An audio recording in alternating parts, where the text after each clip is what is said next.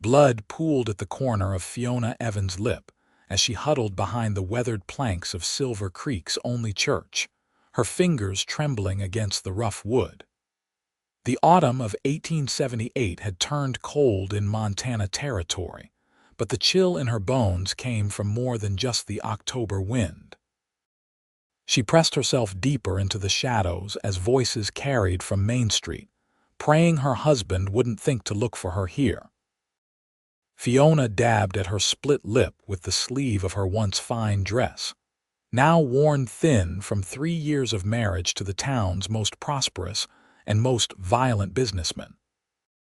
The wedding band on her finger felt like a shackle, and she wondered, not for the first time, how the hopeful 18-year-old girl who'd arrived out west had disappeared so completely. The sound of approaching footsteps made her breath catch. Too heavy for a woman's tread, too measured for a drunk. Fiona squeezed her eyes shut, pressing against the church wall as if she might melt into it. "Madam," the voice was deep but gentle, nothing like Henry's rage-filled bellows. "You all right back here?" Fiona opened her eyes to find a tall figure silhouetted against the fading light. As he stepped closer, she could make out a weather-beaten face beneath a wide-brimmed hat, concerned eyes taking in her huddled form and bloodied lip. "I'm fine," she whispered, the words catching on her swollen lip. "Please just go." The stranger crouched down, keeping a respectful distance. "You don't look fine to me." His gaze swept over her, noting the bruise forming on her cheek and the way she cradled her wrist. "Who did this to you?" Before she could answer, angry shouts echoed from the saloon across the street. "Fiona! Where are you hiding, woman?" Terror seized her heart. Henry was looking for her, and when he found her, she didn't want to think about what would happen. The stranger's expression hardened as he connected the shouting to her injuries. "Your husband?" he asked quietly. Fiona nodded, a single tear tracking down her face. The man stood, offering his hand. "Name's Xavier Daniels. Most folks call me X." She didn't take his hand. "Please, Mr. Daniels, you should leave. Henry has friends in this town." Xavier's jaw tightened as he glanced toward the street, then back to her. "Don't worry about that, I'm not most folks." His voice dropped even lower, a promise wrapped in steel. "No one touches you again." Those 5 words, spoken by a stranger behind a church as dusk fell across Silver Creek, would change everything. Xavier helped Fiona to her feet, his touch gentle but firm. "My horse is tied up behind the mercantile. Can you walk?" She nodded, though her entire body ached from Henry's latest outburst. "Where would we go? I've got a cabin about 3 miles outside of town. It's not much, but you'd be safe there tonight." Henry's voice grew closer. "Fiona, I know you're around here somewhere." Fiona flinched at the sound, and Xavier placed himself between her and the direction of the voice. "We need to move now," he whispered. Heart hammering in her chest, Fiona followed Xavier around the back of the church, staying in the shadows of buildings as they made their way toward the mercantile. Her dress caught on a nail, and she tugged it free with trembling fingers. The thought of leaving was terrifying, but staying would be worse. Xavier's horse, a magnificent chestnut gelding, nickered softly as they approached. "This is Rusty," Xavier said, quickly checking the cinch on his saddle. "He's strong enough to carry us both until we can get you your own mount." The sound of breaking glass from the saloon made Fiona jump. "Henry's in one of his moods," she whispered. "He won't stop looking. Then we'd better make sure he doesn't find us." Xavier mounted in one fluid motion, then extended his hand down to her. "Trust me." Fiona hesitated for just a moment before taking his hand and allowing him to pull her up behind him. She had no reason to trust this stranger, this cowboy who'd appeared out of nowhere, but she had even less reason to stay. As they rode away from Silver Creek, Fiona kept her face pressed against Xavier's back, afraid to look and see if they were being followed. The steady rhythm of the horse's hooves gradually calmed her racing heart, and the cool night air soothed her swollen lip. "Who are you?" she finally asked, raising her voice just enough to be heard over the wind and hoofbeats. "Why would you help someone like me?" Xavier was quiet for so long that she thought he might not answer. "I've seen what men like your husband can do," he finally said. "And I've seen too many people look the other way." They rode in silence after that, the moon rising high over the Montana mountains, casting long shadows across the trail. Fiona's arms were wrapped around Xavier's waist, and she could feel the solid strength of him, so different from Henry's soft, banker's physique. True to his word, Xavier's cabin appeared after about 40 minutes of riding. It was small but sturdy looking, set against a backdrop of pines with a creek burbling nearby. A thin curl of smoke rose from the stone chimney. "You have a fire going?" Fiona asked, suddenly worried someone else was inside. Xavier nodded as he dismounted. "My friend Floyd checks on the place when I'm in town, keeps it ready for me. He would have headed back to his own place by now." He helped her down from Rusty, his hands strong and sure on her waist. Fiona winced as her feet hit the ground, the movement jarring her bruised ribs. "Let's get you inside," Xavier said, noticing her pain. "I've got some salve that might help with those bruises."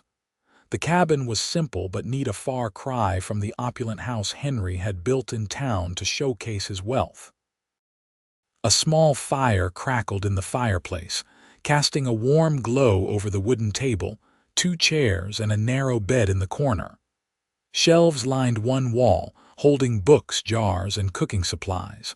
A rifle hung above the door. "It's not much," Xavier said, watching her take in the space. "But it's quiet." Fiona sank into one of the chairs, exhaustion suddenly washing over her. "It's perfect," she whispered. And somehow, despite everything, it felt safer than any place she'd been in years. Xavier moved around the cabin with practiced efficiency, stoking the fire and putting a kettle on to boil. He rummaged through a trunk and produced a clean shirt, offering it to her. "You can change behind that screen if you'd like," he said, nodding to a wooden folding screen in the corner. "I'll make us some tea." The shirt was soft from many washings, and Fiona gratefully slipped behind the screen to change out of her torn dress. The fabric smelled of pine and open air like Xavier himself. When she emerged, he had 2 steaming mugs on the table and was mixing something in a small bowl. "Arnica and witch hazel," he explained, nodding to the paste he was preparing. "Good for bruises. My mother taught me." He hesitated, then added, "I can show you how to apply it, or—" "I can manage," Fiona said quickly, unused to such consideration. "Thank you." Xavier nodded and passed her the bowl. Their fingers brushed, and Fiona felt a flutter in her stomach that had nothing to do with fear. It had been so long since a man had shown her kindness that she hardly knew how to respond.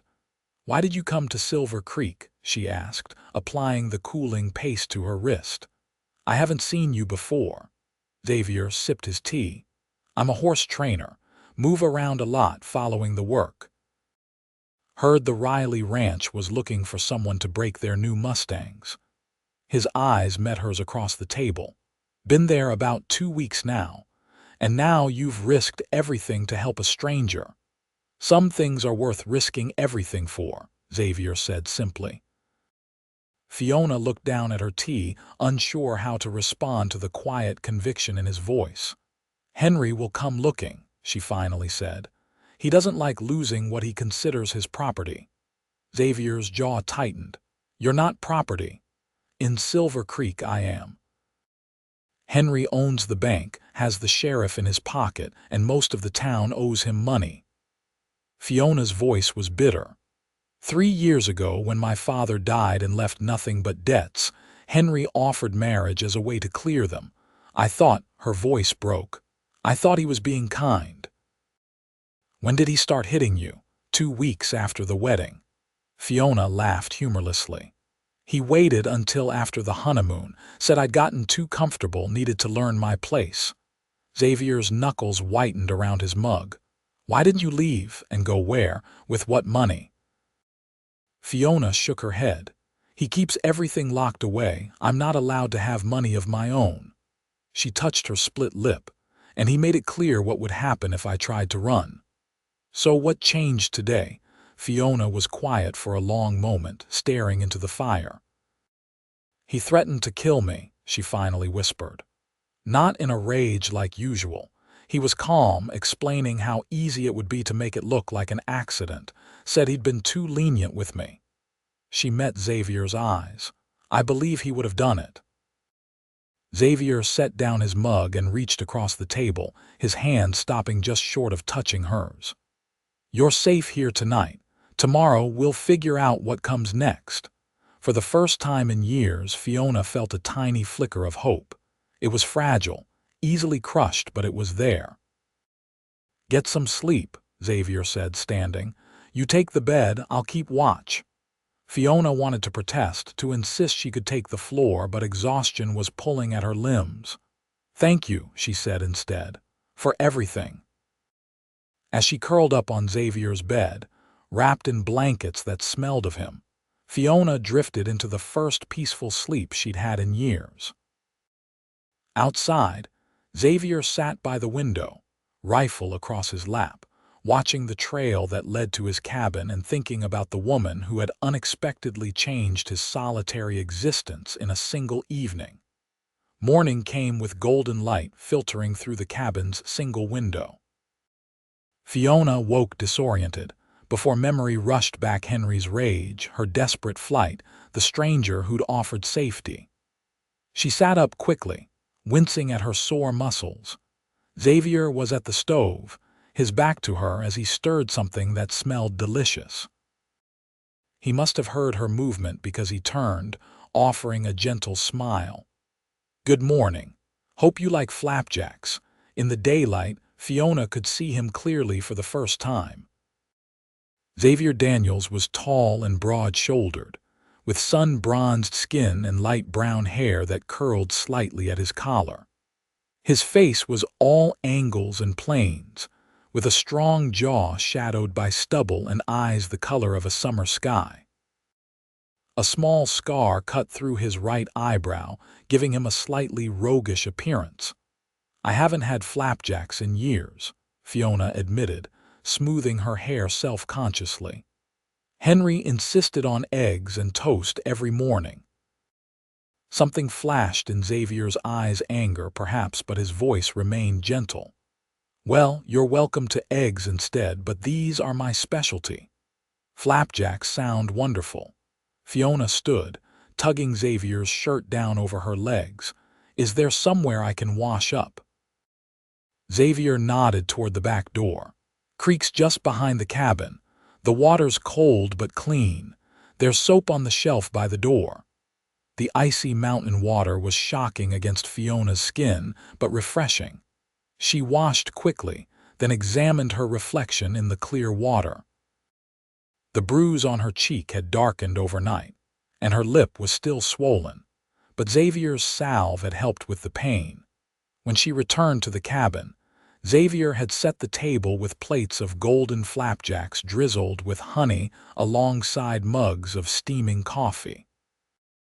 I need to tend to Rusty, he said, but go ahead and start. I'll join you shortly. Left alone, Fiona took a tentative bite of the flapjacks, then closed her eyes in appreciation. They were delicious, light and fluffy with a hint of cinnamon. She couldn't remember the last time she'd enjoyed a meal this much. Xavier returned as she was pouring herself more coffee. He'd clearly washed up as well. His hair was damp, and he'd changed into a fresh shirt. These are amazing, Fiona said, gesturing to the flapjacks. Xavier's smile crinkled the corners of his eyes. My mother's recipe. She insisted all her sons learn to cook. You have brothers, too, both married with families back in Texas. Xavier sat across from her, pouring coffee for himself. I'm the wandering one, and your parents passed on.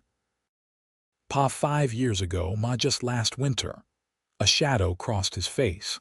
I was heading home when I got the letter, but I was too late.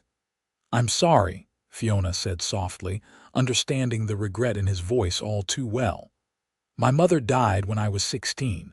Father followed 3 years later. No other family, Fiona shook her head. Just a cousin in Boston I haven't seen since I was a child. Father moved us west after Mother died, said the memories were too painful back east. She traced the rim of her mug with one finger. I think he was running from debts, actually. He gambled. Xavier didn't judge, just nodded thoughtfully. So your husband. He hesitated, clearly trying to find a delicate way to phrase his question. Henry Evans, Fiona supplied. Banker, businessman, and Silver Creek's most respected citizen. The bitterness in her voice was unmistakable. What will he do when he realizes you're gone? Fiona set down her fork, appetite suddenly diminished. Turn the town upside down looking for me. He doesn't like losing things that belong to him. You don't belong to anyone, Xavier said firmly. Try telling Henry that. Fiona pushed her plate away. I should go. I've put you in enough danger already. Go where? The simple question stopped her short. She had no money, no friends, nowhere to turn. I don't know, she admitted, but Henry won't stop looking for me. Xavier leaned forward, his eyes intense. Listen to me, Fiona. Men like Henry, they count on fear keeping their victims isolated. I'm not afraid of him, and you don't have to face him alone anymore. You don't understand what he's capable of. I understand better than you might think. Xavier's voice was quiet but held a steel edge. I've dealt with men like him before. Something in his tone made Fiona pause. What do you mean? Xavier was silent for a long moment, then rolled up his sleeve, revealing a jagged scar that ran from his wrist halfway to his elbow. My sister married a man like your Henry. Rich, respected, and vicious behind closed doors. His eyes darkened with memory. When she finally told me what was happening, I went to confront him. He came at me with a knife. I survived. My sister. His voice faltered. She didn't. Fiona reached across the table, covering his scarred arm with her hand. I'm so sorry. It was 6 years ago. I was 22, thought I could save her. Xavier's jaw clenched. By the time I recovered from my wounds, he'd convinced everyone she fell down the stairs. No one questioned it. What happened to him? Xavier's eyes met hers, something dangerous flickering in their depths. He had a hunting accident the following year. The implication hung in the air between them. Fiona didn't press for details, sensing some wounds were still too raw to probe. So you see, Xavier continued after a moment, I understand exactly what kind of man Henry Evans is, and I won't let history repeat itself. Before Fiona could respond, a distant sound caught their attention, hoofbeats, approaching fast. Xavier was on his feet in an instant, moving to the window with the fluid grace of a predator. One rider, he reported, reaching for his rifle. Could be Floyd, but he doesn't usually ride that hard. Fiona's heart pounded. Henry. Not unless he followed us last night, and I don't think he did. Xavier checked his rifle, then handed Fiona a small revolver. Just in case. Back room now. She took the weapon with trembling hands, retreating to the small second room that served as Xavier's storeroom. Through a crack in the door, she watched as Xavier positioned himself by the window, rifle ready but not raised. The rider came into view, a young man on a lathered horse, reining in hard at the sight of Xavier's cabin. Mr. Daniels, the rider called. You in there? Xavier lowered his rifle slightly. That's Jimmy, one of the hands from the Riley ranch, he said to Fiona before calling out. What brings you out this way, Jimmy? Mr. Riley sent me to fetch you, Jimmy replied, dismounting. There's trouble in town. Henry Evans is tearing the place apart looking for his wife. Says she was kidnapped. The young cowhand shifted nervously. He's offering $100 to anyone who finds her or the man who took her. Fiona felt the blood drain from her face. $100 was more money than most men in the territory saw in months. Xavier's expression remained impassive. That's so. And Mr. Riley sent you all the way out here just to tell me that? Jimmy shook his head. No, sir. Mr. Riley wants all hands back at the ranch. Says he doesn't want to get caught in the middle of whatever's happening, but he needs his horses trained. The young man hesitated. There's talk Evans has hired some men from up north, mean-looking fellows. Tell Mr. Riley I'll be along shortly, Xavier said evenly. Got some things to take care of first. Jimmy nodded, remounting his horse. Better watch yourself, Mr. Daniels. Evans is saying it was a drifter who took his wife. Description sounds a mite like you. After Jimmy had ridden away, Xavier closed the door and turned to Fiona, who had emerged from the back room. We need to move, he said simply. I told you he would come after me. Fiona's voice shook. Now you're in danger too. I was already planning to move on, Xavier said, gathering supplies with quick efficiency. The Riley job was almost finished anyway. Move on to where? I've got a friend who owns a ranch near Helena. He's been asking me to come work for him permanently. Xavier stuffed clothing into a saddlebag. We can head there, figure out our next steps. Our next steps, Fiona echoed. Xavier, I can't ask you to append your life for me. He paused, looking at her directly. You're not asking, I'm offering. His voice softened. Unless you'd rather go another way. The thought of facing the wilderness alone terrified Fiona, almost as much as the thought of Henry finding her. And there was something about Xavier, a steadiness, a quiet strength that made her want to trust him, despite years of learning that trust was dangerous. No, she finally said. I don't have anywhere else to go.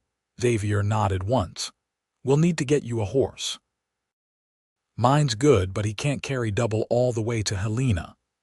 I don't have money for a horse. I do. Xavier resumed packing. We'll stop in Coopersville. It's small, about a day's ride east of here. Henry's influence won't reach that far yet. Within an hour, they had packed everything Xavier deemed essential. Fiona changed back into her dress, which Xavier had washed and mended as best he could while she slept. As they prepared to leave, Xavier handed her a worn leather hat. It'll help hide your face, he explained. And keep the sun off. The hat was too big, but Fiona tucked her hair up into it, feeling strangely transformed. Her reflection in Xavier's small shaving mirror showed a different woman than the one who had cowered behind the church yesterday, still bruised, still afraid, but somehow stronger. As Xavier secured the last of their supplies to Rusty's saddle, Fiona took one last look at the cabin that had been her sanctuary for a single night. What about your things? She asked. We're leaving so much behind. Xavier shrugged. Just things. Nothing I can't replace. He helped her mount, then swung up behind her. The most valuable things I own are in these saddlebags or on this horse. As they rode away from the cabin, Fiona felt Xavier's solid presence behind her, his arms reaching around to hold the reins. She was still terrified of what lay ahead, still acutely aware that her husband would not give up easily. But for the first time in years, she wasn't facing her fears alone. They rode east, avoiding the main trails, Xavier's expert guidance keeping them moving steadily through terrain that would have been impassable to a less experienced rider. They spoke little, both aware that speed and stealth were their best protection. By late afternoon, Fiona was exhausted, her body aching from the unaccustomed hours in the saddle. When they stopped by a small stream to rest and water Rusty, she practically fell from the horse, her legs buckling beneath her. Xavier caught her before she hit the ground. Easy, he murmured, his strong hand steadying her. You're doing well. Not much farther to a place we can camp for the night. The concern in his eyes made something flutter in Fiona's chest.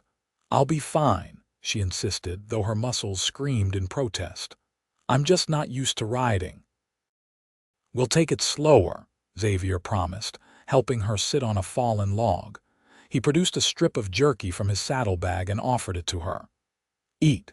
You need your strength. As they shared the simple meal of jerky and hard biscuits, Fiona found herself studying Xavier when he wasn't looking.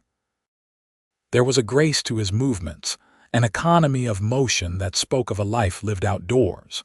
His hands were calloused but gentle, capable of both breaking wild horses and carefully applying healing salve to her bruises. How did you learn to train horses? She asked, curious about this man who had so unexpectedly become her protector. Xavier smiled, the expression transforming his serious face. My father raised quarter horses in Texas. I was riding before I could walk, or so my mother claimed. Had a way with the difficult ones, the horses no one else could handle. Is that why you travel, following the difficult horses? Partly. Xavier tossed a small stick into the stream, watching it bob away. After what happened with my sister, I found it hard to stay in one place. Kept feeling like I needed to keep moving, keep watching for other women in trouble. He glanced at her, then away. Sounds foolish, saying it out loud. It doesn't sound foolish at all, Fiona said softly. It sounds like you're honoring her memory. Xavier looked at her then, something vulnerable in his expression. You're the first person I've told about her in years. The weight of that confession hung between them, creating a connection that Fiona couldn't quite name.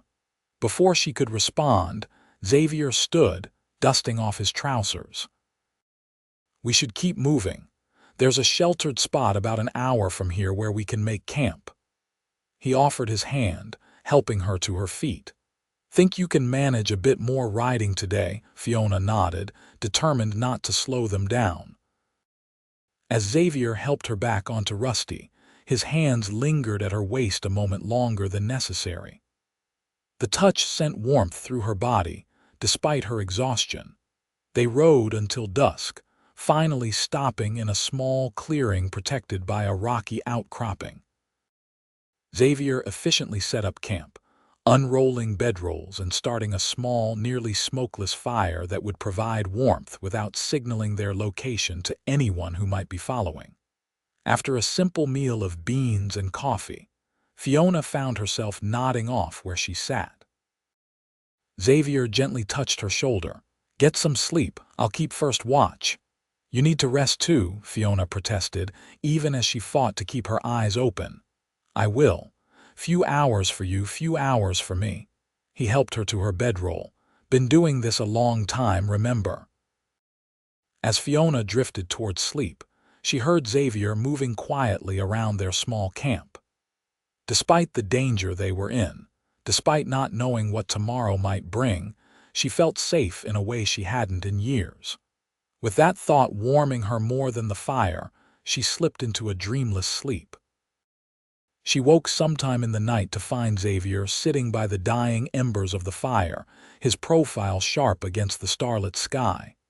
He looked tired but alert, his rifle across his knees. You should wake me for my turn at watch, Fiona said, sitting up. Xavier turned, surprise crossing his features. You should be sleeping. So should you. Fiona moved to sit beside him, wrapping her blanket around her shoulders against the night chill. I may not know much about camping, but I know you can't go without sleep. A small smile tugged at the corner of his mouth. Stubborn, aren't you? When I need to be. Fiona reached for his rifle. Show me how to use this properly and then get some rest. Xavier hesitated, then nodded. With patient hands, he showed her how to hold the rifle, how to sight along the barrel, how to fire and reload. His body was warm against hers as he positioned her arms, his breath stirring her hair. Like this? Fiona asked, adjusting her grip. Perfect. Xavier's voice was low, intimate in the darkness.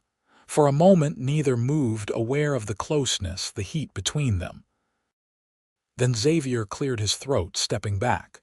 "You probably won't need it. We're well off the main trails, and I don't think anyone's following us yet." "Yet," Fiona repeated, the word heavy with meaning. Xavier sighed, running a hand through his hair. "Henry Evans strikes me as a man who doesn't give up easily on what he considers his." "He isn't giving up at all," Fiona said with certainty. "The question is only how long it takes him to find us. Then we make sure he doesn't."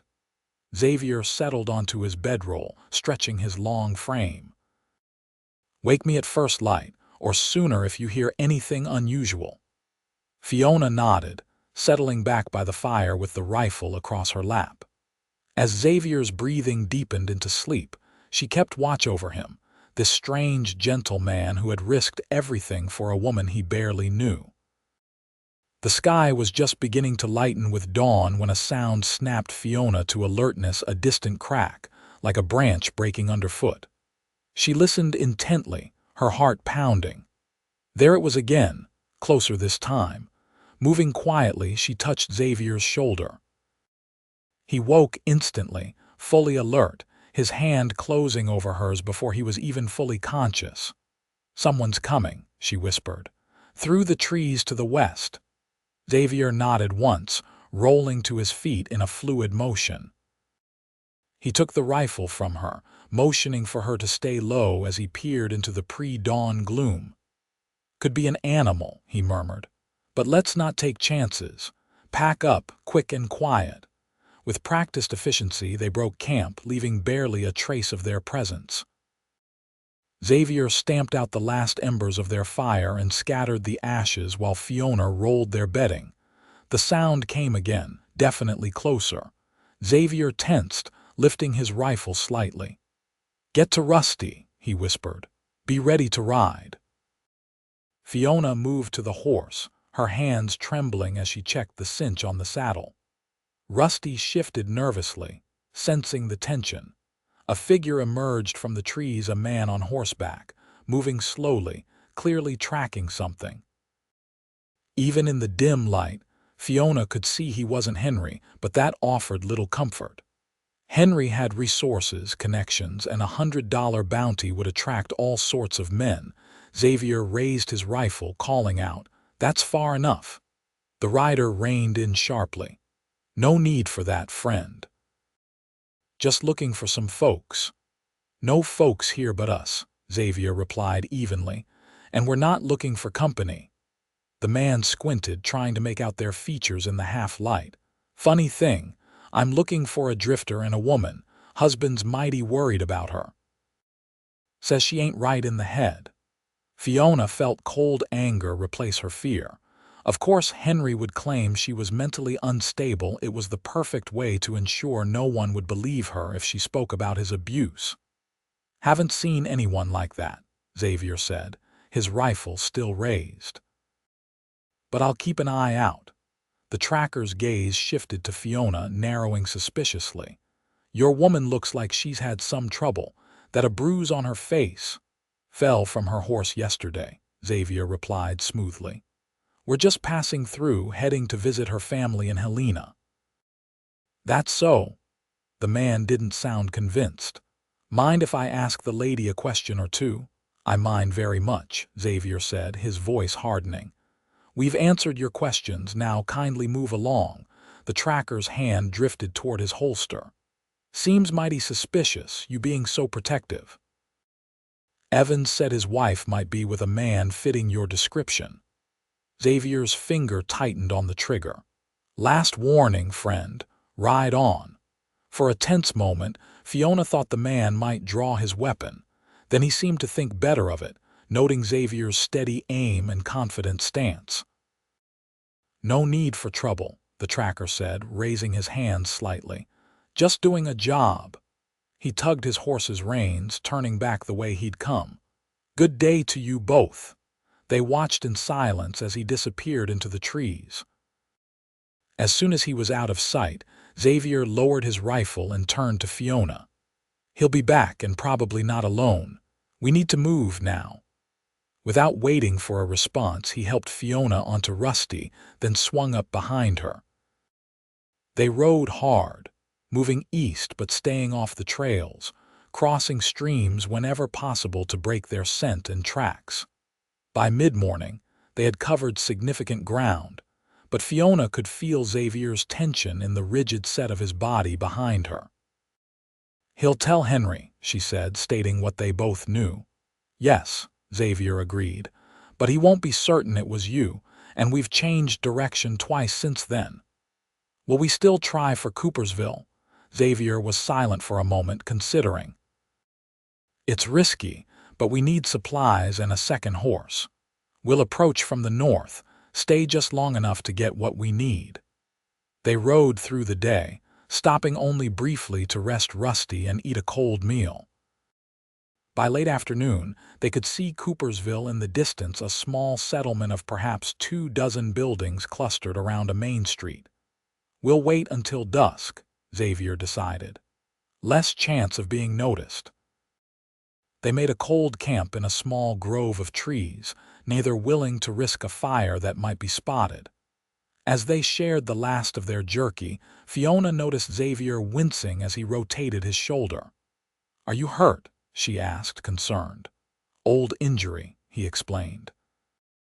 "Acts up sometimes when I'm in the saddle too long." Without thinking, Fiona moved behind him and placed her hands on his shoulders. "May I?" Xavier stiffened in surprise, then nodded, relaxing slightly as her fingers found the knot of tension in his shoulder and began to work it loose. "My father had a similar problem," she explained, working methodically. "Mother taught me how to ease it."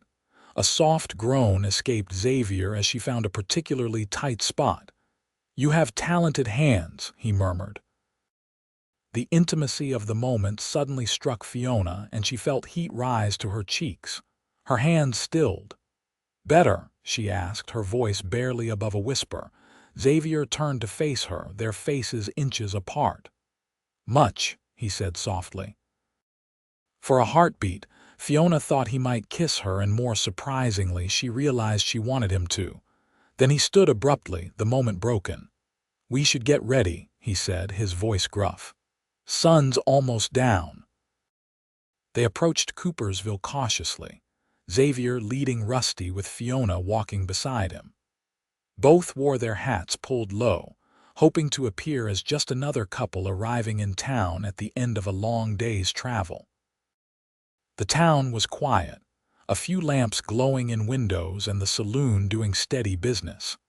They headed directly for the livery stable at the far end of the main street. The stable owner, a grizzled man with one cloudy eye, looked up as they entered. "Help you folks." "Need a horse," Xavier said simply. "Something steady, good for distance." The man scratched his stubbled chin. "Got a bay mare might suit, 15 hands, 5 years old, not showy but she'll go all day." "How much?" $40 with the saddle. Xavier nodded, reaching into his pocket for the money.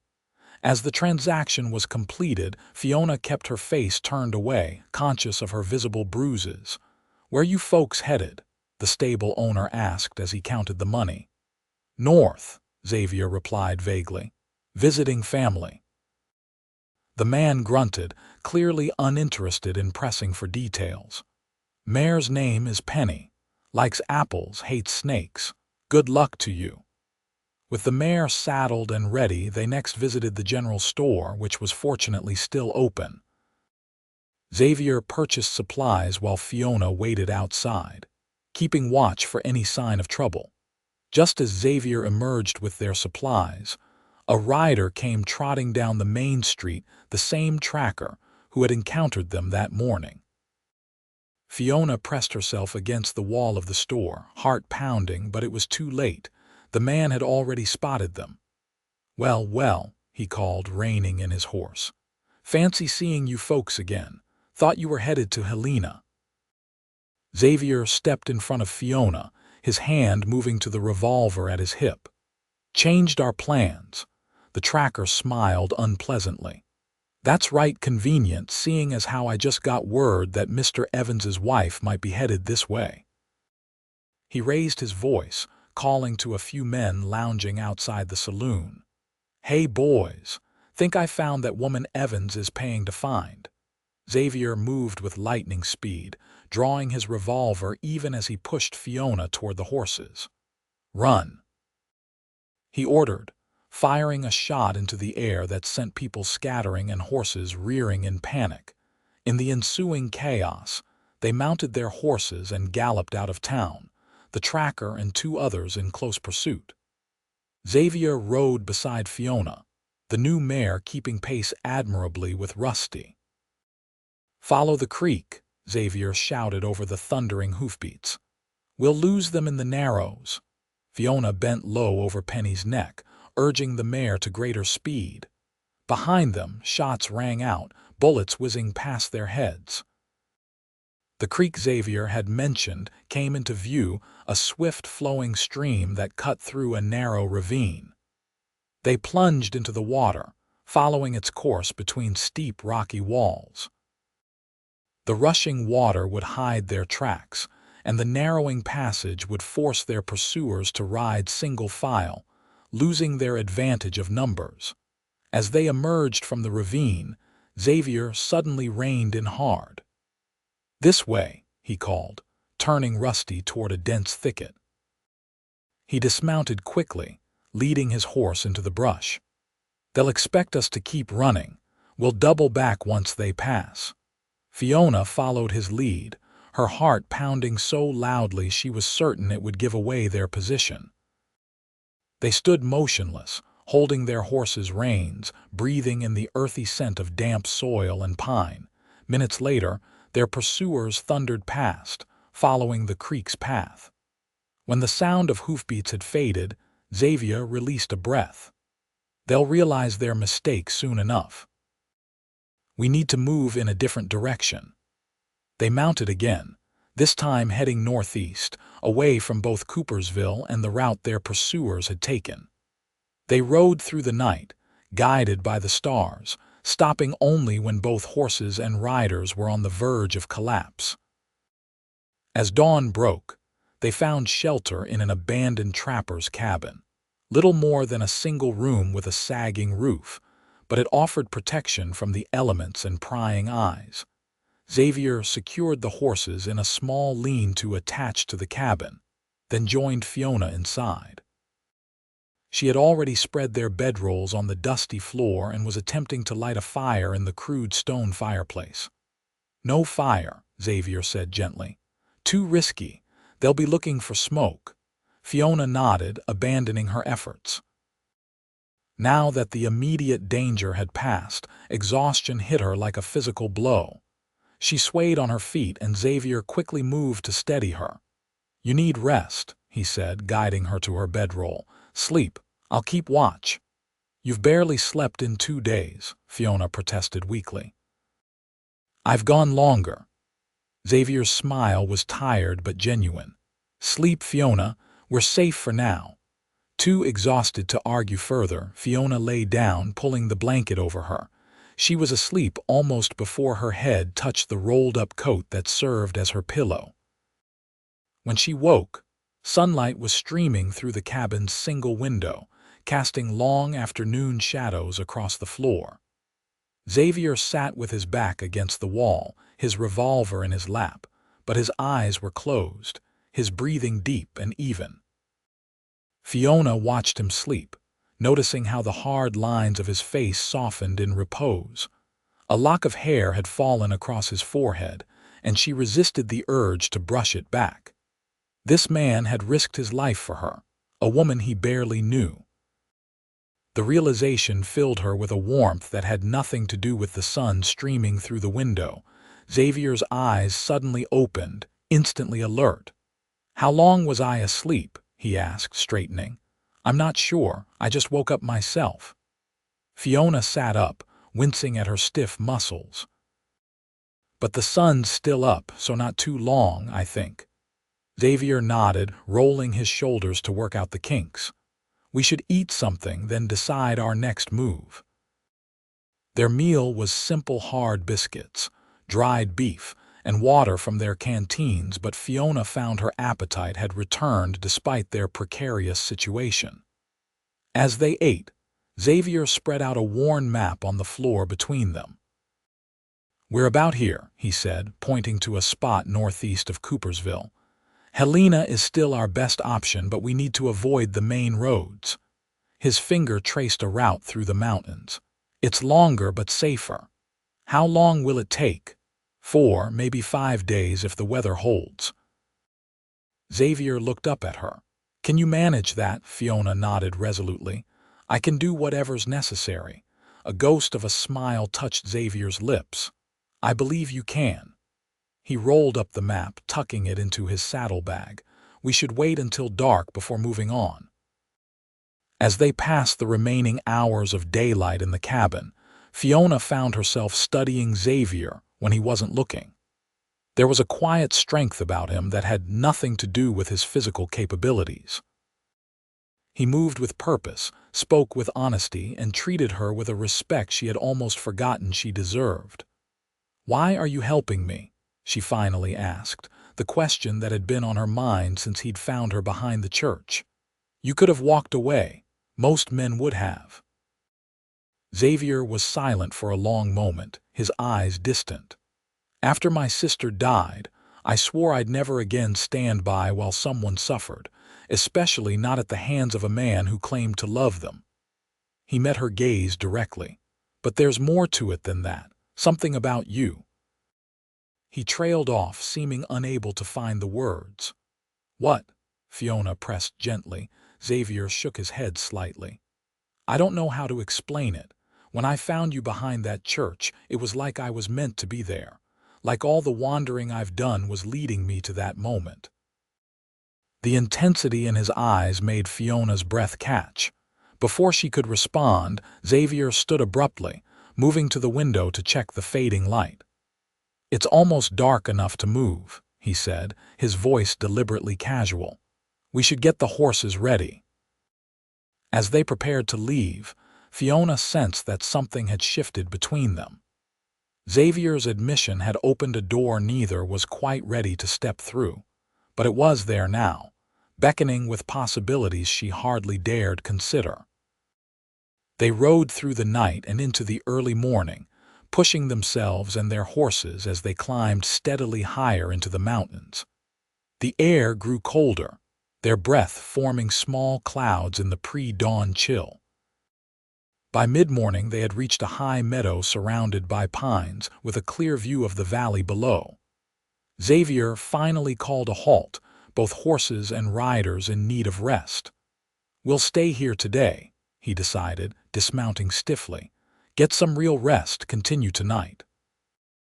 Fiona slid from Penny's back, her legs trembling with fatigue. "Are we safe here?" Xavier nodded, surveying the meadow. "Good visibility in all directions. We'd see anyone approaching long before they reached us." They made camp in a small clearing sheltered by pines, finally risking a fire since they were far from any regular trails. The warmth was welcome after the cold night ride, and Fiona held her hands out to the flames, feeling life return to her numb fingers. Xavier prepared a more substantial meal than they'd had in days: bacon, beans, and coffee that smelled like heaven after so many cold meals. As they ate, sitting side by side on a fallen log, Fiona felt a strange contentment despite their circumstances. "Tell me about your life," Xavier said suddenly. "Before Henry." The request surprised her, but Fiona found herself wanting to share. "I grew up in Philadelphia. My father was a merchant, successful enough until my mother died after that." She shrugged. "He started drinking, gambling. We lost everything within a year." "So you came west?" Fiona nodded. "Father heard there were opportunities in Montana Territory. He scraped together enough money for the journey, convinced he could start fresh." Her smile was sad. "Instead, he found new saloons, new card games. When he died, he left me nothing but debts, and Henry offered a way out. He seemed so kind at first," Fiona admitted. Handsome, successful, respected. He paid my father's debts, treated me like a lady, I thought. She looked away, embarrassed by her naivety. I thought he loved me. Xavier's hand covered hers, warm and reassuring. That's not foolish, Fiona. You saw the man he pretended to be. I should have known better. How? You were young, alone, with no resources. Xavier's voice was gentle but firm. The blame lies with him, not you. Fiona looked down at their joined hands, then back to Xavier's face. Thank you, she whispered, for saying that, for everything. Something shifted in Xavier's eyes, a softening, a decision made. Slowly, giving her every chance to pull away, he leaned forward. His lips, when they met hers, were gentle, careful of her healing split lip. The kiss was brief, tender, asking nothing more than she was willing to give. When he pulled back, uncertainty flashed across his face. I shouldn't have. Fiona silenced him by leaning forward and returning the kiss, her hand coming up to rest against his cheek. This time, the kiss deepened, speaking of longing and possibilities, and a connection that had formed in the most unlikely of circumstances.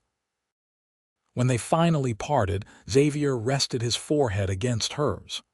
I've wanted to do that since I found you, he admitted, his voice husky. I'm glad you did, Fiona whispered back, a smile touching her lips. They spent the day in the mountain meadow, talking, resting, and occasionally sharing brief, tender kisses. For a few precious hours, they allowed themselves to forget they were being hunted, to simply be a man and woman discovering each other. As the sun began its descent, reality intruded once more. They needed to continue their journey to reach Helena and the safety it promised. They packed up camp efficiently, the routine now familiar to them both. As Xavier helped Fiona mount Penny, his hands lingered at her waist. When we reach Helena, he said hesitantly, what then? The question hung between them, full of unspoken possibilities. I don't know, Fiona admitted. I haven't thought beyond escaping Henry. Xavier nodded, understanding in his eyes. One day at a time, then. As they rode through the gathering dusk, Fiona found herself thinking about Xavier's question. What did she want once they reached Helena? Freedom from Henry, certainly. But beyond that, she glanced at Xavier riding beside her, his profile strong against the darkening sky. Perhaps, she thought, what she wanted was a chance to discover who she could be, not as Henry's wife, not as a victim, but as herself. And perhaps, if she was very fortunate, to discover who she and Xavier might become together. They traveled through the night, following game trails through the mountains. The moon was bright, casting silver light across the landscape and making travel possible even in the darkness. Near dawn, as they descended into a narrow valley, Xavier suddenly reined in, raising his hand for silence. Fiona halted Penny beside him, straining to hear what had caught his attention. At first, there was nothing but the soft whisper of pine needles in the breeze. Then she heard voices, distant but distinct, coming from somewhere ahead of them. Xavier dismounted silently, motioning for Fiona to do the same.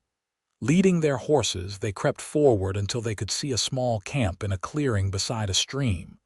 3 men sat around a fire, their horses picketed nearby. Bounty hunters, Fiona whispered. Xavier nodded grimly. Likely. They're blocking the easiest route down to the valley. Can we go around? We'll have to. Xavier studied the terrain.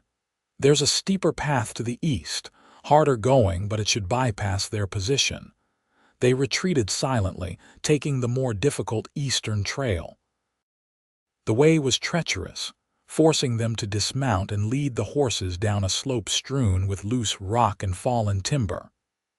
Every step had to be placed carefully, every sound muffled. By the time they reached the valley floor, the sun was fully up, and they had lost precious hours. Worse, they were now in open country, with less cover than the forested mountains had provided. We'll need to push hard, Xavier said. eyeing the expanse of rolling hills before them. Cross as much ground as possible before nightfall. They rode at a steady pace, conserving their horses' strength while covering distance. Xavier kept them away from the main trails, using his knowledge of the terrain to find less traveled routes. As the day wore on, Fiona found her thoughts returning to Henry. Was he still in Silver Creek, directing the search from his comfortable home? Or had he taken to the field himself, determined to reclaim his wayward wife? The thought of him pursuing them personally sent a chill through her that had nothing to do with the mountain air.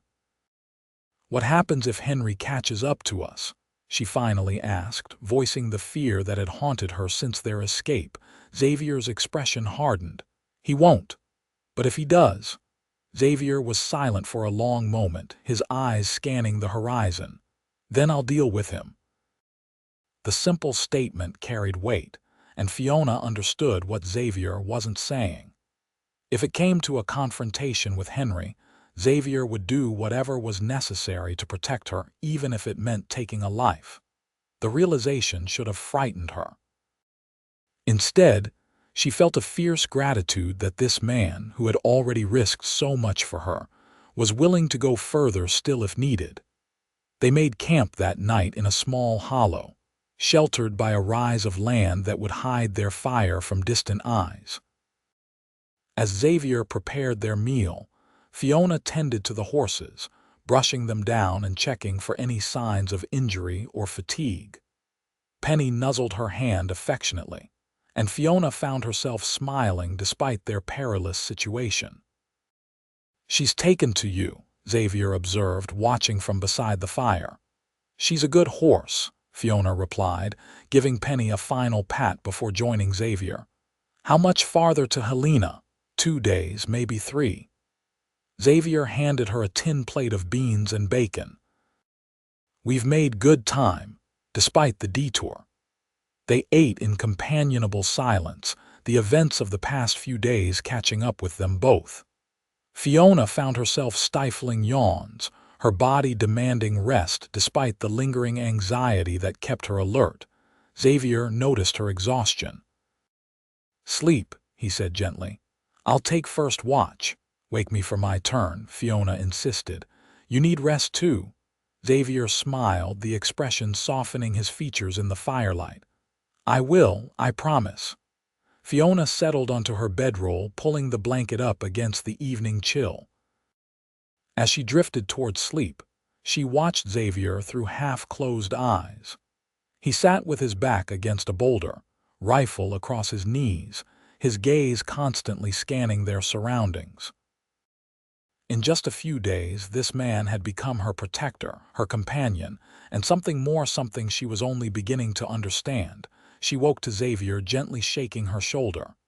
"Fiona," he whispered, "wake up." The urgency in his voice brought her fully alert. "What is it?" "Riders," he said, his voice barely audible. "Coming from the south, at least 5 of them, moving fast." Fiona sat up, her heart pounding. "Henry, can't tell yet, but we need to move now." They packed up camp in minutes, working silently and efficiently. The eastern sky was just beginning to lighten, providing enough visibility to travel but still dark enough to provide some cover. As they mounted up, Xavier leaned over to take Fiona's hand. "Stay close to me. If something happens, if we get separated," he pressed something into her palm. "Take this." Fiona looked down to see a small leather pouch. Inside was money, more than she'd seen in one place since her father's prosperous days. "Xavier, I can't." "You can and you will." His voice was firm. "It's enough to get you to Helena, maybe even start a new life if needed." The implication that he might not be with her sent a spike of fear through Fiona's heart. "We're staying together," she insisted, trying to hand the money back. Xavier closed her fingers around the pouch. "Just in case," he said softly. Then he leaned across the space between their horses and kissed her, quick and fierce. "Let's ride." They set off at a brisk pace, heading northeast toward Helena. Behind them, the sound of distant hoofbeats grew gradually louder. Their pursuers were gaining ground. "They must have picked up our trail," Xavier said grimly. "We need to find cover." The landscape offered little concealment, rolling hills covered in grass and scattered pines, beautiful in its way but with few places to hide. They pushed their horses harder, heading for a line of denser trees visible in the distance. Halfway there, a shout went up behind them. "There! I see them!" Fiona glanced back to see riders cresting the hill they had descended minutes earlier. Even at this distance, she could make out the flash of sunlight on rifle barrels. "Ride," Xavier urged, spurring Rusty to a gallop. Fiona did the same, bending low over Penny's neck as they raced toward the tree line. A shot rang out, the bullet kicking up dirt several yards to their right. Then another, closer. Their pursuers were firing on the run, accuracy compromised by the distance and motion, but it was only a matter of time before a lucky shot found its mark. They reached the trees just as a third shot whistled past Fiona's ear. The forest was denser than it had appeared from a distance, the pines growing close together with thick underbrush between them. They were forced to slow to a trot, weaving between trunks and ducking low-hanging branches. "This way," Xavier called, turning Rusty down a narrow game trail that led deeper into the woods. The path was barely wide enough for their horses, forcing them to ride single file. Behind them, their pursuers crashed through the underbrush, shouting to each other as they spread out to search. Fiona could hear them getting closer, their horses breaking through the brush with less care than Xavier had shown. The game trail suddenly opened onto a small clearing, bisected by a shallow but swift-flowing stream. Xavier reined in, quickly assessing their options. "We'll cross here," he decided. "The water will hide our tracks." They urged their horses into the stream, the cold water splashing up to their knees. Rather than crossing directly, Xavier led them downstream, following the water's course for several hundred yards before finally emerging on the opposite bank. "That should buy us some time," he said, pushing Rusty up the steep bank. "But we need to keep moving." They continued through the forest, the sounds of pursuit gradually fading behind them. By mid-morning, they had put considerable distance between themselves and their hunters, but Xavier remained vigilant, constantly checking their back trail for signs of followers. The trees eventually thinned, opening onto a broad valley dotted with farms and small homesteads. In the distance, a thin column of smoke rose from what appeared to be a small settlement. "Miners' Rest," Xavier said, nodding toward the smoke. "Small town, mostly prospectors and farmers. We can resupply there, maybe get word about what's ahead." "Is it safe?" Fiona asked, eyeing the exposed valley they would need to cross. Xavier considered. "Safer than staying in the open, and the horses need rest." They approached the town cautiously, keeping to the edges of fields and using a line of cottonwoods along a creek for cover when possible. Miners' Rest proved to be little more than a general store, a saloon, a blacksmith shop, and a handful of rough cabins. A weathered sign at the edge of town proclaimed "Population 43." "Small enough that strangers will be noticed," Xavier observed, "but also small enough that news might not have reached here yet." They decided that Xavier would enter the town alone while Fiona waited with the horses in a small grove of trees nearby. If all seemed well, he would return for her. If not, she was to ride for Helena without him. Fiona watched anxiously as Xavier rode toward the settlement, his tall figure growing smaller with distance. The thought of continuing alone terrified her, but she had already discovered reserves of strength she hadn't known she possessed. If necessary, she would find her way to Helena, but she prayed it wouldn't come to that. Xavier returned an hour later, leading a pack horse loaded with supplies. Town seems quiet, he reported. No sign anyone's looking for us, at least not yet. Did you learn anything useful? Road to Helena is clear for now, but there's word of trouble near Carson past a gang of outlaws stopping travelers. Xavier began transferring some of the supplies to their saddlebags. We'll avoid the pass, take the longer route through Elkhorn Valley. How much longer will that take? A day, maybe two. Xavier secured the last of the supplies, but it's safer. As they prepared to continue their journey, Fiona noticed Xavier watching her with an unreadable expression. "What is it?" she asked. He hesitated, then said quietly, "In town, I heard something you should know. Henry Evans has offered $500 for your return." Fiona felt the blood drain from her face. $500 was a fortune in the territory, enough to tempt even honest men. "So much," she whispered. Xavier nodded grimly.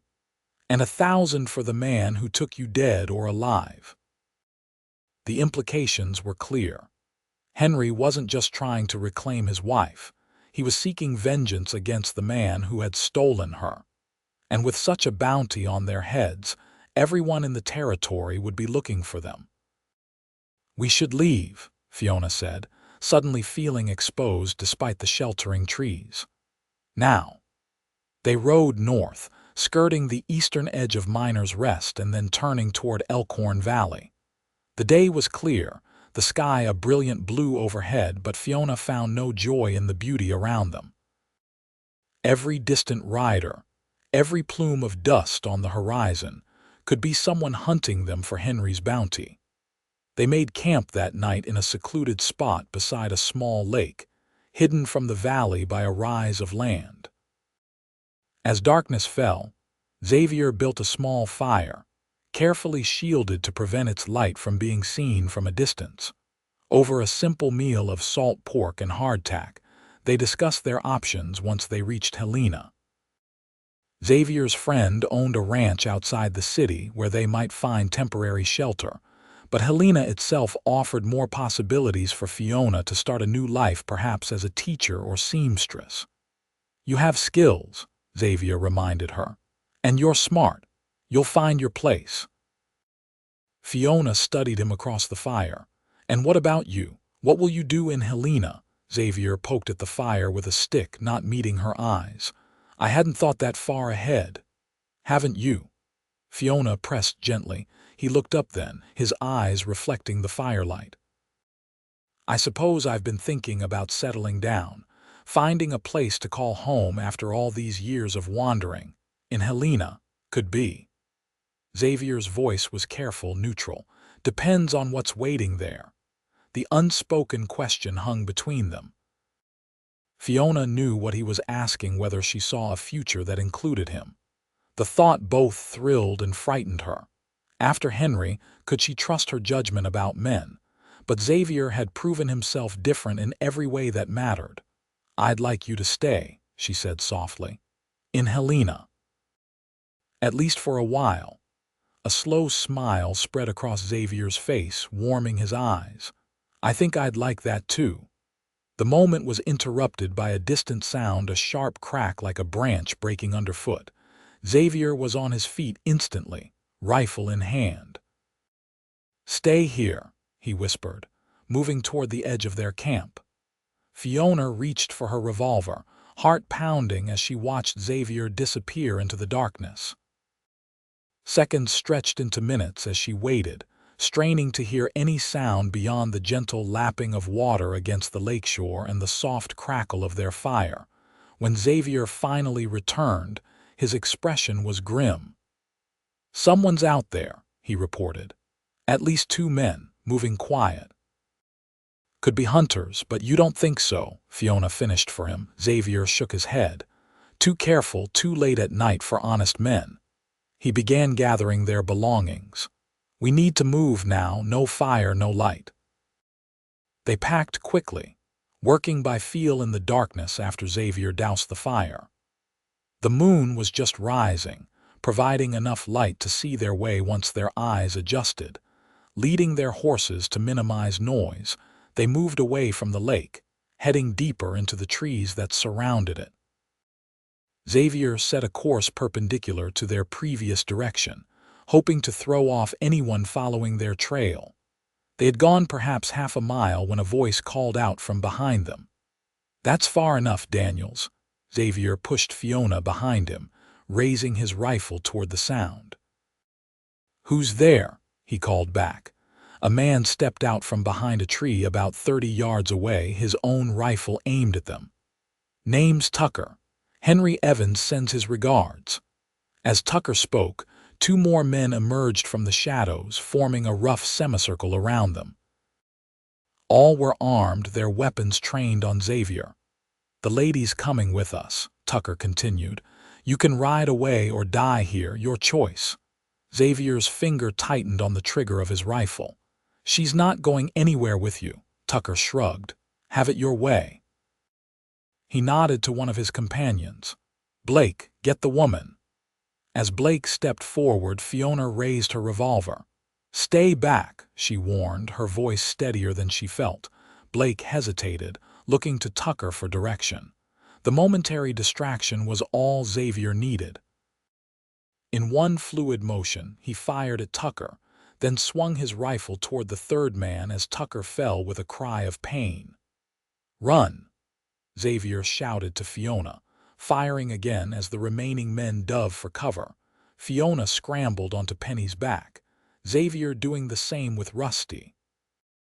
They galloped away from the lake, bullets whistling past them as Tucker's companions returned fire. They rode hard through the night, pushing their horses to the limits of endurance. Only when the animals began to falter did Xavier finally call a halt, finding shelter in a deep ravine as the first light of dawn touched the eastern sky. "Are you hurt?" Fiona asked, dismounting shakily. In the chaos of their escape, she hadn't been able to tell if any of the bullets had found their mark. Xavier shook his head, though his movements as he checked Rusty for injuries seemed stiff. "They'll be following," he said grimly, "and they'll have friends." Fiona sank to the ground, suddenly exhausted. "Will we ever be free of him?" she whispered. Xavier crouched beside her, taking her hands in his. "Yes," he said firmly. "I promise you, one way or another, we will end this." The determination in his voice was both reassuring and frightening. Fiona knew that Xavier would do whatever was necessary to protect her, even if it meant facing Henry and his men directly. The thought of him risking his life for her again filled her with dread. "We could split up," she suggested reluctantly. "I could go on alone." "They're after you as much as me now." Xavier's grip on her hands tightened. "No, we stay together." The fierceness in his voice brooked no argument. Fiona nodded, relieved despite herself. The thought of continuing without Xavier was more terrifying than facing Henry's men together.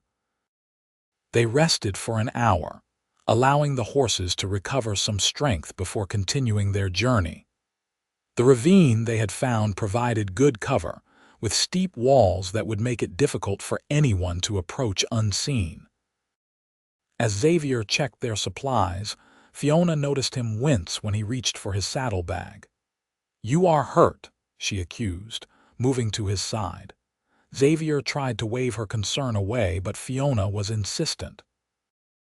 When she pulled back his coat, she found his shirt stained with blood from a wound in his left side.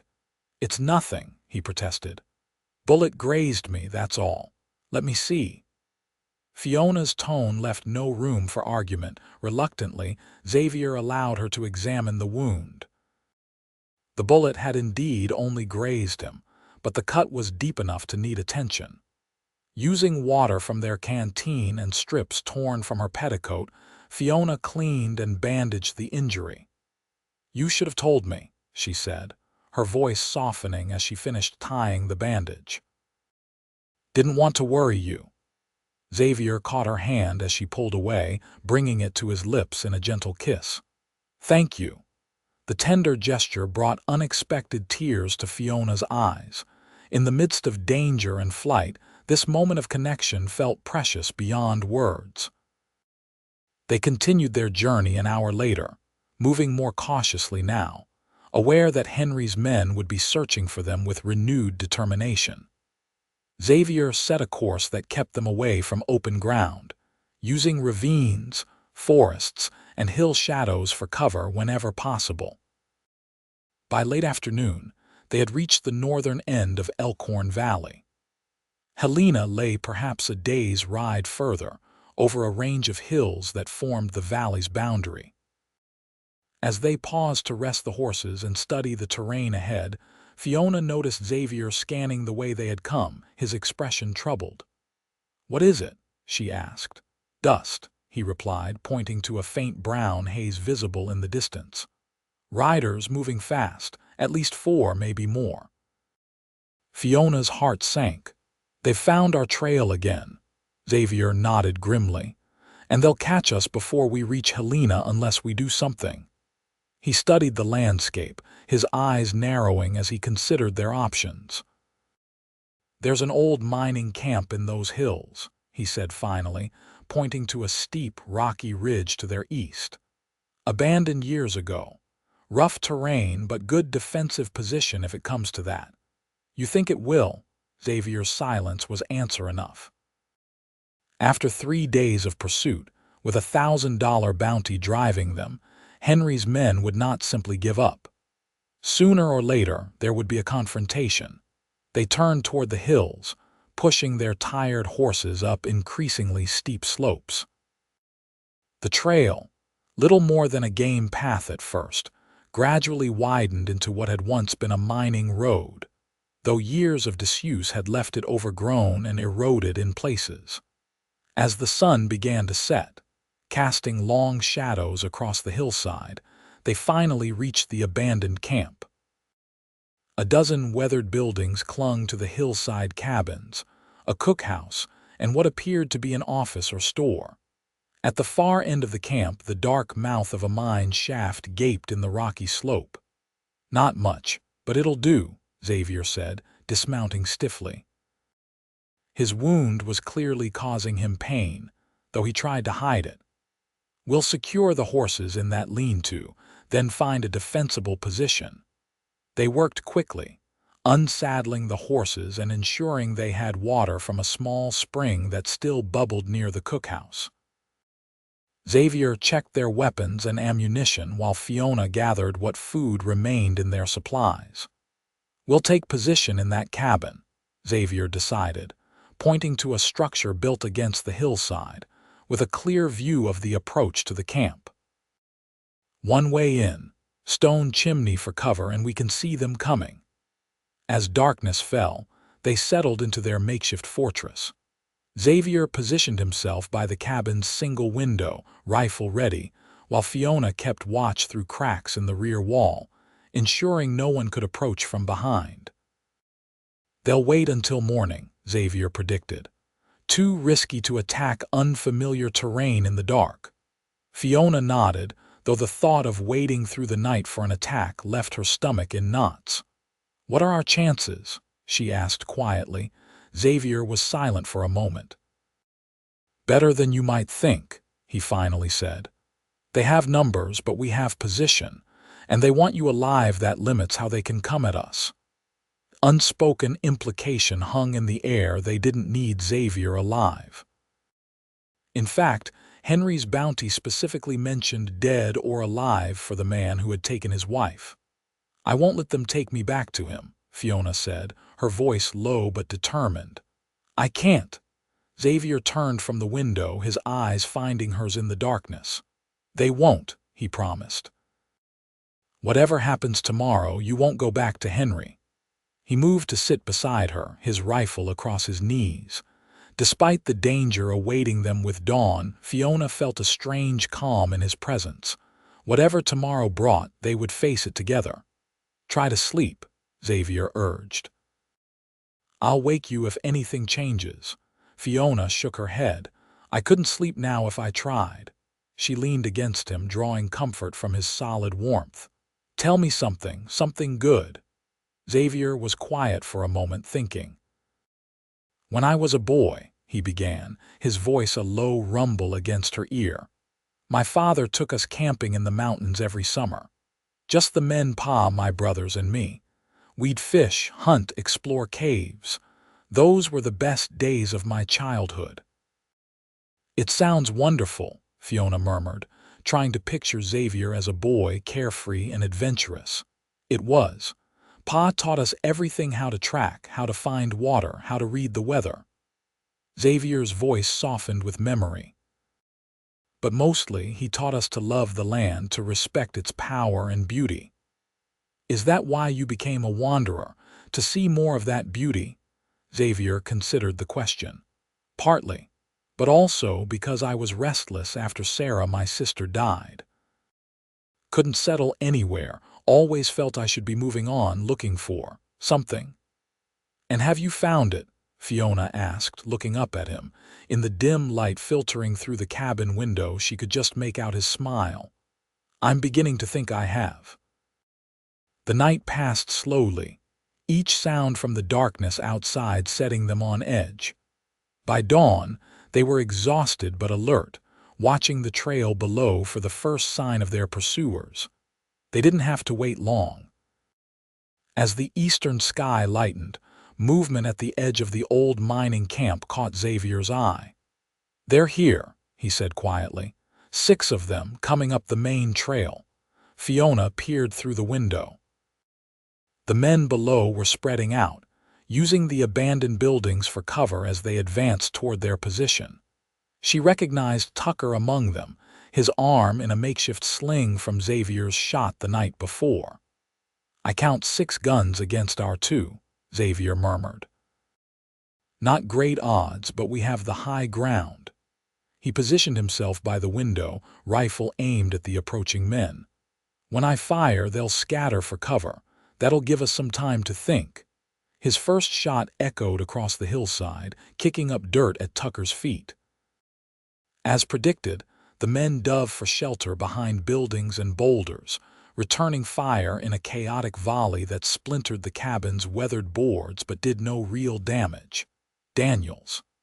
Tucker's voice carried clearly in the morning air. "We just want the woman. Send her out and you can ride away." "Not going to happen, Tucker," Xavier called back, firing again and forcing one of the men to duck behind a water trough. "Don't be a fool. Evans wants his wife back, that's all. You're outnumbered and outgunned." Xavier glanced at Fiona, a silent question in his eyes. She shook her head firmly. "I'd rather die here than go back to him," she whispered. Xavier nodded, then called out to Tucker. "If Evans wants his wife, he can come get her himself." A barrage of gunfire answered him, bullets thudding into the cabin walls. Xavier returned fire methodically, making each shot count, forcing their attackers to keep their heads down. For nearly an hour, the standoff continued. Xavier managed to wing one of the men, sending him scrambling back down the trail, but the others maintained their positions, gradually working their way closer to the cabin. "They're trying to flank us," Xavier observed grimly. 2 men circling around to the east. Fiona moved to the small rear window, her revolver ready. "I'll watch this side." As the morning wore on, their situation grew increasingly desperate. Their ammunition was running low, and the attackers were getting bolder, making coordinated rushes from cover to cover that brought them steadily closer to the cabin. During a brief lull in the firing, Xavier turned to Fiona, his expression serious. "There's a way out of this," he said quietly. "Through the mine."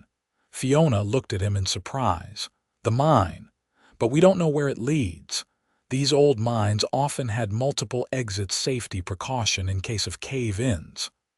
Xavier pointed toward the rear of the cabin. "If we can reach the main shaft, follow it through the mountain, we might find another way out." It was a desperate plan. Fraught with danger, the mine could be flooded, collapsed, or simply a dead end. But staying meant certain capture or death. "How do we reach the mine without them seeing us?" Fiona asked. Xavier pointed to a trapdoor in the cabin floor that she hadn't noticed before. This cabin was built over one of the ventilation shafts. Miners used to do that gave them quick access in bad weather. He lifted the trapdoor, revealing a narrow, vertical shaft with crude ladder rungs set into the wall. It's a risk, but it might be our only chance.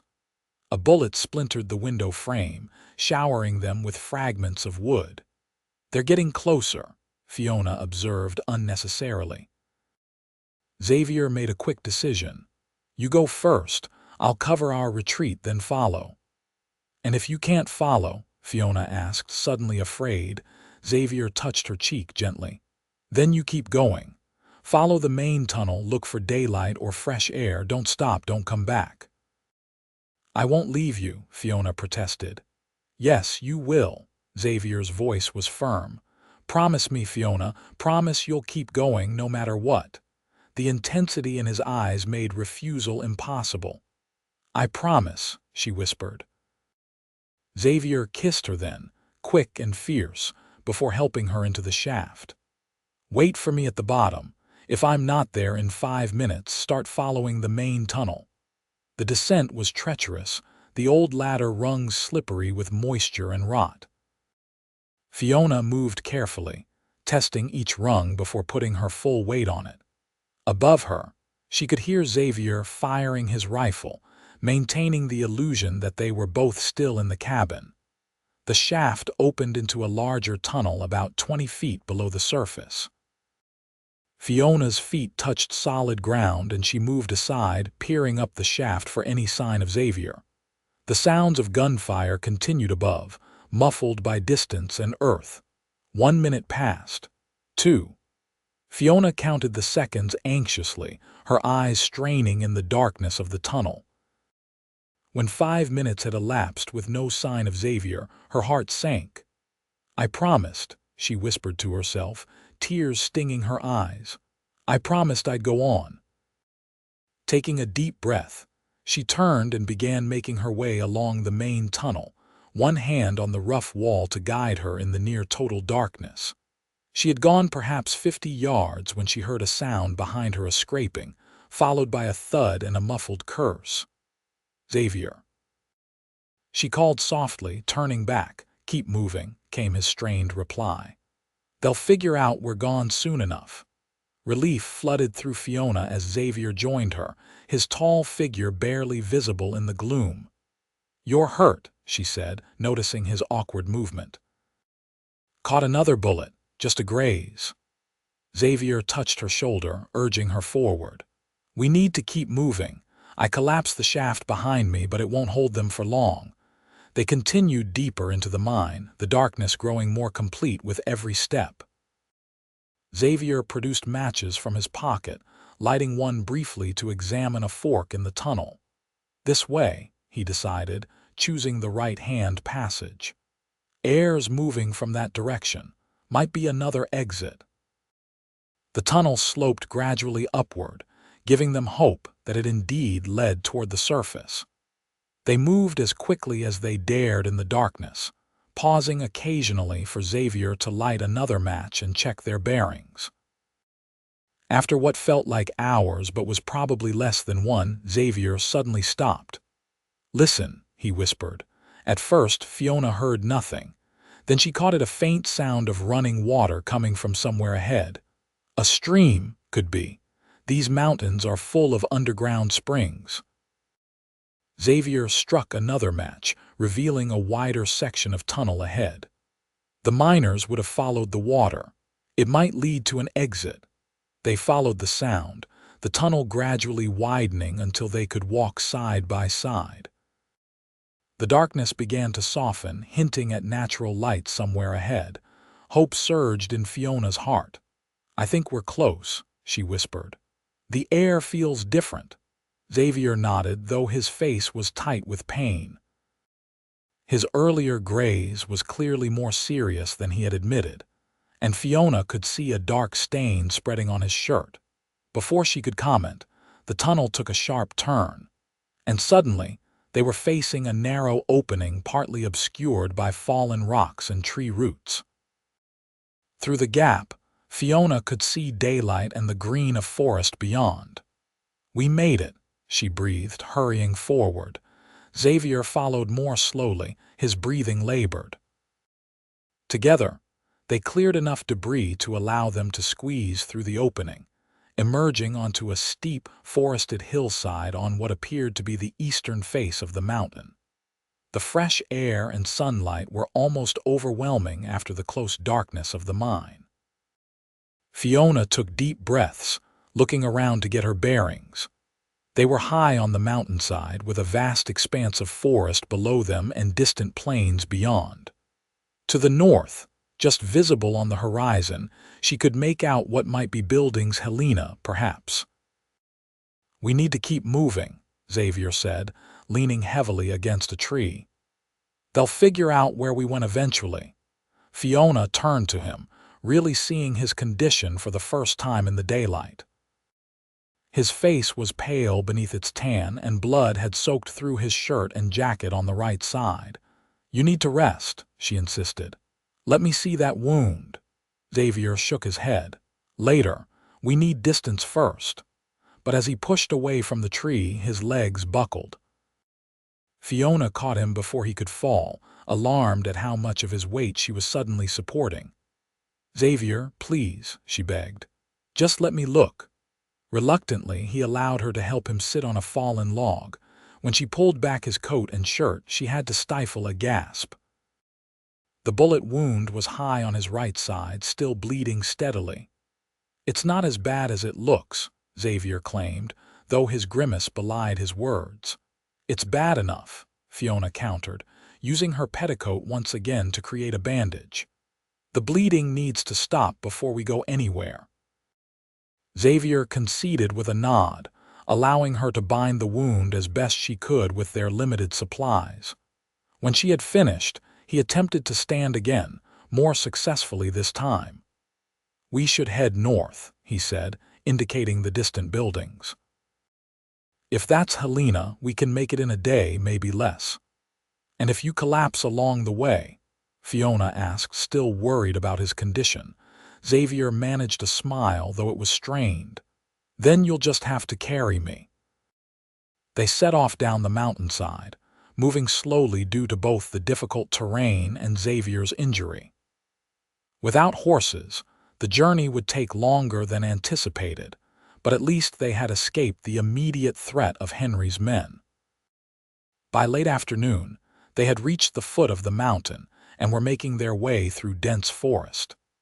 Xavier was moving more steadily now, though Fiona could tell he was in considerable pain. She insisted on frequent rest stops, using these opportunities to check his wound and give him water from a small spring they had found.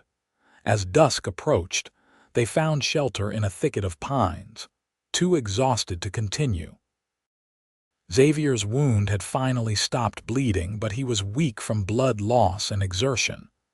"We'll rest here tonight," Fiona decided, overriding his weak protests. "Continue at first light." Using branches and pine needles, she constructed a crude but serviceable shelter, then helped Xavier settle inside it.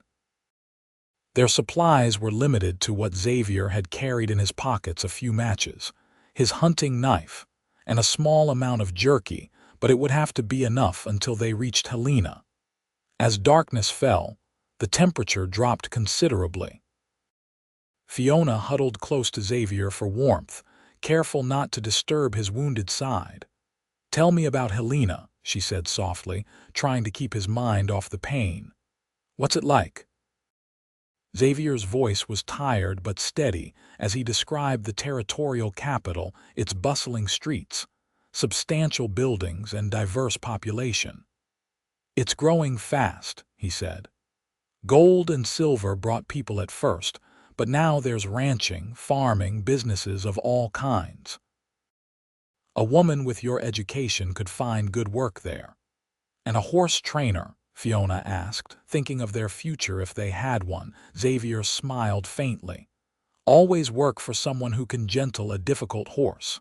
His expression grew serious. "But first, we need to deal with Henry." The reminder of the threat still hanging over them sobered Fiona. Even if they reached Helena safely, Henry would not simply give up his pursuit. As long as he lived, as long as she remained legally his wife, she would never be truly free. "What will we do?" she asked, voicing the question that had been in her thoughts for days. Xavier was silent for a long moment. "There are legal ways," he finally said. "Divorce is possible in the territory, especially with evidence of cruelty. But it would mean facing him in court, and Henry has influence." "And the not-so-legal ways?" Fiona asked quietly. Xavier's eyes met hers in the gathering darkness. "Let's hope it doesn't come to that." They slept fitfully, the cold and Xavier's pain making real rest impossible. By first light, they were both exhausted but determined to continue their journey. Helena was still at least a day's walk away, assuming Xavier could maintain a steady pace. They had been walking for perhaps an hour when the sound of hoofbeats in the distance brought them to a halt. Xavier pulled Fiona into the cover of a dense thicket, both of them holding their breath as they listened to the approaching riders. "Could be anyone," Fiona whispered hopefully. "Travelers, ranchers." "Could be," Xavier agreed, though his hand moved to his revolver. The riders came into view, 3 men, moving at a steady pace along what appeared to be a regular trail about 50 yards from their hiding place.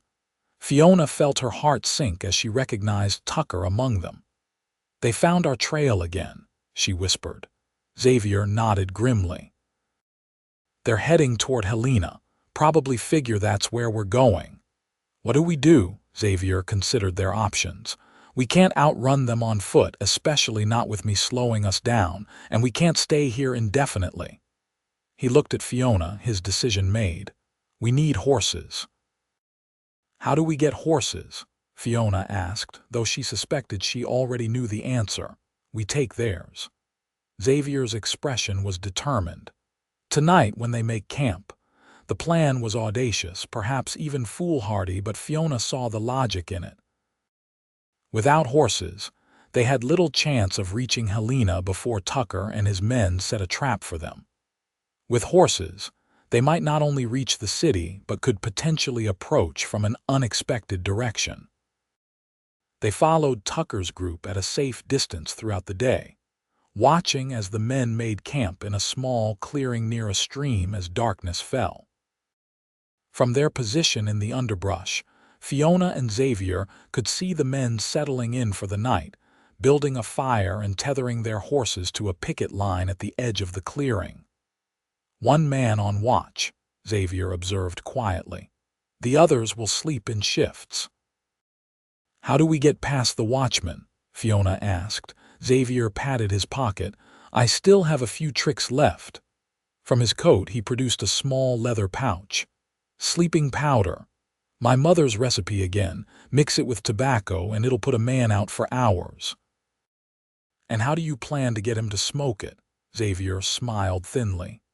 "I don't, but I can get it into their coffee pot when the guard's attention is elsewhere." They waited patiently as the camp settled for the night. Tucker took the first watch, his injured arm apparently not hampering his ability to remain vigilant. He paced the perimeter of the camp, rifle in hand, while his companions bedded down near the fire. When Tucker's back was turned, Xavier slipped away from their hiding place, moving with remarkable stealth despite his injury. Fiona watched anxiously as he approached the camp, using the shadows and underbrush for cover. The coffee pot sat on a rock near the fire's edge, already prepared for morning. With Tucker momentarily distracted by something in the woods, Xavier darted forward, quickly adding the powder to the grounds before melting back into the darkness. He rejoined Fiona, breathing heavily from the exertion but looking satisfied. "Now we wait," he whispered. "When they change guards, the new man will likely make coffee. Once they are all affected, we move in." The wait was interminable. Tucker's watch lasted nearly 3 hours before he woke one of his companions to take over. As Xavier had predicted, The new guard immediately set about brewing coffee, apparently needing the stimulant to stay alert. What Xavier hadn't anticipated was that the guard would offer coffee to Tucker before he turned in. Both men drank deeply, settling by the fire to talk quietly as the third man continued to sleep. "This complicates things," Xavier murmured. "We'll have to wait longer." It took nearly an hour for the sleeping powder to take full effect. Finally, both Tucker and the guard slumped into unnatural stillness, the drug overcoming even their veteran wariness. "Now," Xavier said, rising carefully, "move slowly, no sudden noises." They approached the camp cautiously, ready to retreat at the slightest sign that any of the men were stirring. But Xavier's powder had done its work well. All three bounty hunters were deeply asleep, unlikely to wake before morning. Working silently, they collected the men's weapons, hiding them in the underbrush where they wouldn't be easily found. Then they turned their attention to the horses. "Take the bay," Xavier advised, indicating a sturdy-looking horse with a white blaze. "He's the calmest of the three." Fiona approached the bay carefully, speaking softly as she untied him from the picket line. The horse regarded her with mild interest but remained quiet, accepting her presence without alarm. Xavier, meanwhile, was saddling Tucker's own mount, a powerful chestnut with a nervous disposition. The horse snorted and shifted as Xavier tightened the cinch, but didn't make enough noise to disturb the sleeping men. They led the horses quietly away from the camp, not mounting until they were well out of earshot. Then, with Xavier providing direction, they turned northwest, taking a route that would bring them to Helena from the east, not the direction Tucker would expect them to come from when he eventually woke and discovered their theft. They rode through the night, pushing the horses as much as they dared. By dawn, they had covered significant ground, the landscape gradually changing from dense forest to more open country dotted with farms and small settlements. "That's Helena," Xavier said as the sun rose, pointing to a collection of buildings visible in the distance. "We'll be there by mid-morning." Fiona felt a surge of hope. After days of flight, after narrowly escaping capture multiple times, they were finally nearing their destination. But with hope came uncertainty. What would await them in Helena? Would they find safety there, or merely a brief respite before Henry tracked them down again? As if reading her thoughts, Xavier said quietly, "My friend Samuel owns a ranch about 5 miles outside the city. We'll go there first, get our bearings before deciding what to do next." Samuel Wright's ranch proved to be a substantial operation, with a large main house, several outbuildings, and extensive pastures filled with cattle and horses. As they rode up the long drive, a tall man with graying hair emerged from the barn, watching their approach with evident curiosity. "Xavier Daniels," he called as they drew near. "Thought you were working down Silver Creek Way." Xavier dismounted carefully, his wound still troubling him. "Change of plans, Sam. We need a place to lay low for a while." Samuel's keen eyes took in Xavier's blood-stained shirt, Fiona's bruised face, and the unfamiliar horses they were riding. "Seems like you've got quite a story to tell," he observed dryly. "That we do," Xavier agreed. "This is Fiona Evans. She's—" He hesitated, looking to Fiona for guidance on how to introduce her. "I'm running from my husband," Fiona said simply, meeting Samuel's gaze directly. "He's a violent man and he's looking for us." Samuel nodded slowly as if this explained everything. "Well then, you'd better come inside. Both of you look like you could use a hot meal and a safe place to rest." The hospitality of Samuel and his wife, Martha, was immediate and unquestioning. Xavier's wound was properly cleaned and bandaged. Fiona was provided with fresh clothing and a private room, and a substantial meal was prepared while they recounted their journey.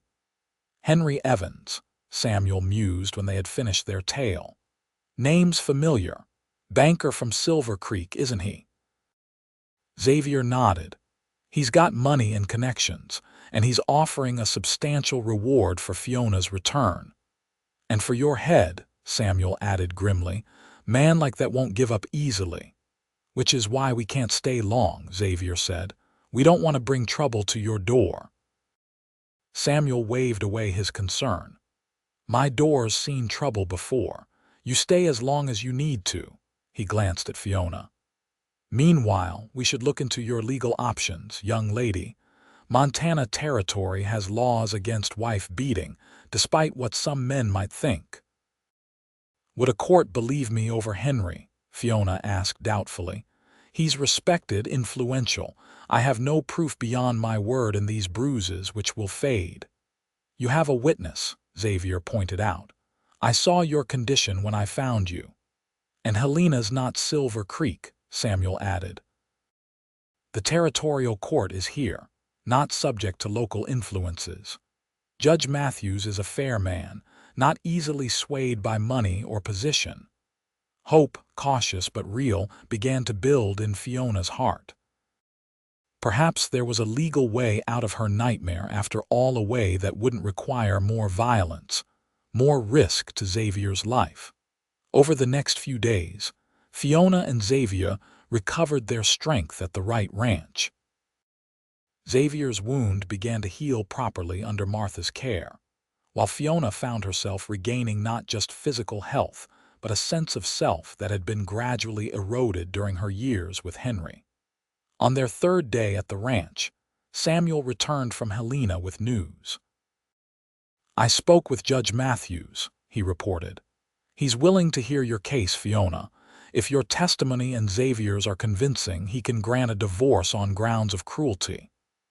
Henry will fight it, Fiona said quietly. He'll deny everything, say I'm mentally unstable, that Xavier kidnapped me.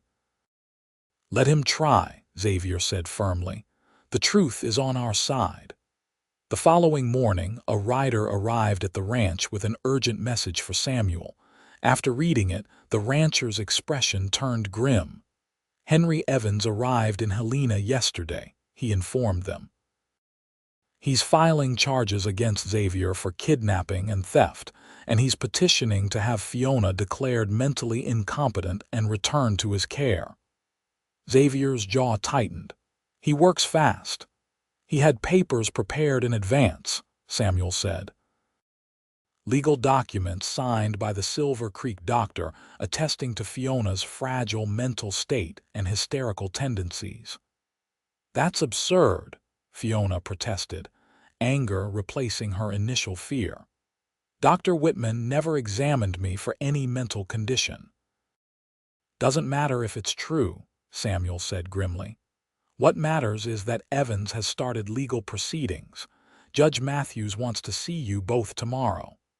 The news cast a pall over their brief sense of security. That night, unable to sleep, Fiona slipped out of the house and walked to the small garden at the back, seeking fresh air and solitude to calm her troubled thoughts. She found Xavier already there, sitting on a bench beneath an apple tree staring up at the star-filled sky. Couldn't sleep either. She asked, joining him on the bench. Xavier shook his head. Too much on my mind. They sat in companionable silence for a moment, the night air cool around them, fragrant with the scent of Martha's herbs and flowers. I'm afraid, Fiona finally admitted. Not just of seeing Henry again, but of what might happen to you because of me. Xavier turned to face her, taking her hands in his. Nothing that's happened is your fault, Fiona. I made my choices freely. But now you're facing criminal charges, possibly prison. It won't come to that, Xavier said with quiet certainty. One way or another, this ends tomorrow. There was something in his voice, a resolute finality that sent a chill through Fiona. What are you planning? She asked, suddenly afraid of his answer. Xavier's eyes met hers, steady and clear in the moonlight. Whatever is necessary to ensure your freedom. Not at the cost of yours, Fiona insisted. Promise me you won't do anything reckless." Instead of answering, Xavier drew her closer, his lips finding hers in a kiss that spoke of longing and possibilities and the fragility of their future. When they finally parted, he rested his forehead against hers. "Tomorrow, whatever happens," he whispered, "remember that I love you." The words, spoken so simply, filled Fiona's heart with both joy and dread. "I love you too," she replied, her voice catching, "which is why I can't bear the thought of losing you now." Xavier's answer was another kiss, deeper and more urgent, as if he was trying to imprint the memory of her upon his soul. When they finally returned to the house, walking hand in hand through the moonlit garden, Fiona felt as though something precious and tenuous hung in the balance, dependent on the events of the coming day. The territorial courthouse in Helena was an imposing structure of red brick and white stone, its large windows gleaming in the morning sunlight. As Samuel's wagon approached, Fiona could see a small crowd gathered on the steps, curious onlookers drawn by rumors of the dramatic case about to unfold. Samuel had arranged for a lawyer, Edward Barton, to represent Fiona and Xavier. Barton met them at a side entrance, ushering them into a small antechamber where they could prepare before the hearing. "Judge Matthews has agreed to hear both matters together," Barton informed them. "Mrs. Evans's petition for divorce on grounds of cruelty, and Mr. Evans's charges against Mr. Daniels. It's unusual, but it allows all the facts to be presented at once." "Will Henry be there?" Fiona asked, her stomach knotting at the thought of facing her husband. "Yes," Barton confirmed. "With his lawyer, George Preston, one of the territory's most formidable attorneys." He glanced at Xavier. "They'll try to paint you as a violent drifter who took advantage of a vulnerable woman, Mr. Daniels. Are you prepared for that?" Xavier nodded, his expression calm. "I'm prepared for whatever comes." As they entered the courtroom, Fiona's eyes immediately found Henry. He sat at the plaintiff's table, impeccably dressed in a dark suit, his expression carefully composed to convey concern rather than anger. When he saw her, something flashed in his eyes' possession, not love before he masked it with a look of solicitous worry. Judge Matthews, a stern-faced man with a shock of white hair, called the court to order. "We are here to address two interrelated matters," he announced. A petition for divorce filed by Mrs. Fiona Evans on grounds of cruelty, and charges of kidnapping and theft brought against Mr. Xavier Daniels by Mr. Henry Evans. The proceedings began with Henry's attorney presenting his case. Preston painted a picture of a devoted husband whose mentally fragile wife had been spirited away by a dangerous drifter. He produced affidavits from Silver Creek citizens attesting to Henry's upstanding character and Fiona's supposedly erratic behavior. When Preston called Henry to testify, Fiona tensed, her hands clenching in her lap. Xavier, seated beside her, placed his hand over hers in silent support. "Mr. Evans," Preston began, "please tell the court about your relationship with your wife." Henry assumed an expression of pained sincerity. "I've always loved Fiona deeply," he said, his voice carefully modulated to convey emotion without excess. "When her father died, leaving her alone and destitute, I offered marriage as a way to protect her. She seemed happy at first, but about a year ago she began experiencing episodes." "Episodes?" Preston prompted. "Emotional outbursts, irrational accusations, periods of melancholy," Henry elaborated smoothly. "Dr. Whitman suggested it might be a feminine condition, possibly inherited from her mother, who suffered similar afflictions." Fiona's anger rose at this blatant lie. Her mother had been a strong, stable woman whose only affliction had been consumption. And what happened on the day she disappeared? Preston continued. Henry sighed heavily, as if the memory pained him. We had argued that morning a minor disagreement about household accounts. Fiona became distraught, ran from the house. I gave her time to calm down, but when she hadn't returned by evening, I began searching. His voice hardened slightly. That's when I learned a drifter who'd been working at the Riley Ranch had been seen with her, riding out of town. And you believe this man, Xavier Daniels, took your wife against her will? Henry's expression darkened convincingly. I believe he took advantage of her vulnerable state, yes. Fiona would never have abandoned her home, her responsibilities, by choice. When it was Barton's turn to cross-examine, he approached Henry with deliberate calm. Mr. Evans, you've painted a picture of a loving marriage marred only by your wife's supposed mental instability. Yet Mrs. Evans claims you physically abused her repeatedly during your 3 years of marriage. How do you respond to that accusation? Henry's face registered shock and indignation. It's absolutely false. I never laid a hand on Fiona in anger. This is exactly the kind of irrational accusation I mentioned, a manifestation of her condition. And the bruises and split lips she had when Mr. Daniels found her. Henry had clearly anticipated this question. If Fiona was injured, and I've seen no evidence of that beyond Mr. Daniels's claim, it would have been self-inflicted during one of her episodes. She had done similar things before, though never so severe. The calculated lie sent a wave of nausea through Fiona. That Henry could sit there, calmly inverting the truth, painting her as self-destructive while portraying himself as the patient, loving husband, filled her with a rage so profound she could barely breathe. Barton continued his questioning, trying to expose inconsistencies in Henry's testimony, but the banker was well prepared, his responses measured and plausible. To anyone who didn't know the truth, he would appear the wronged party. When it was Fiona's turn to testify, she approached the witness stand with her head high, determined to speak her truth clearly despite the fear coursing through her. Mrs. Evans, Barton began gently, please tell the court about your marriage to Henry Evans. Fiona took a deep breath, then began to speak. She described the early days of her marriage, Henry's initial kindness giving way to controlling behavior, then to violence. She detailed the first time he had struck her a slap for speaking to a male customer at the bank without Henry's permission, and how the abuse had escalated over time.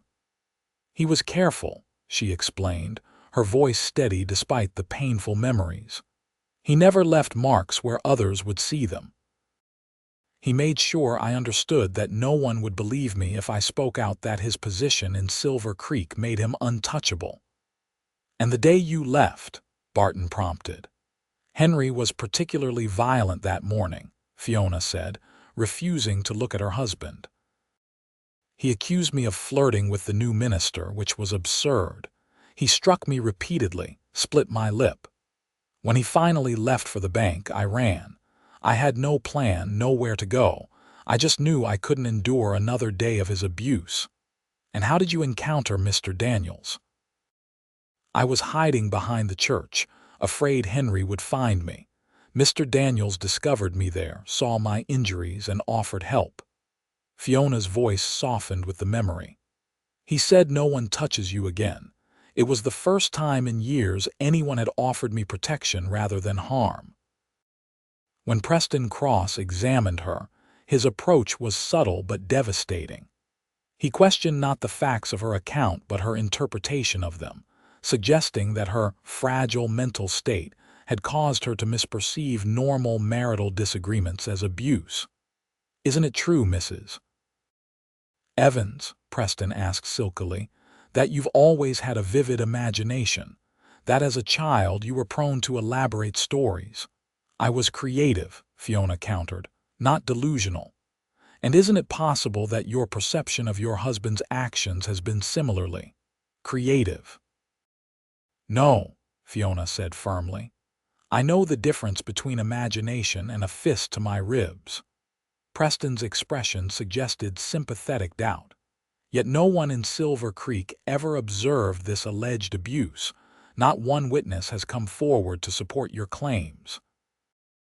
"Because Henry was careful," Fiona repeated. "And because people saw what they wanted to see, the respected banker, not the man who terrorized his wife behind closed doors." By the time Xavier took the stand, Fiona could sense the court's uncertainty. Henry's presentation as the concerned husband was convincing.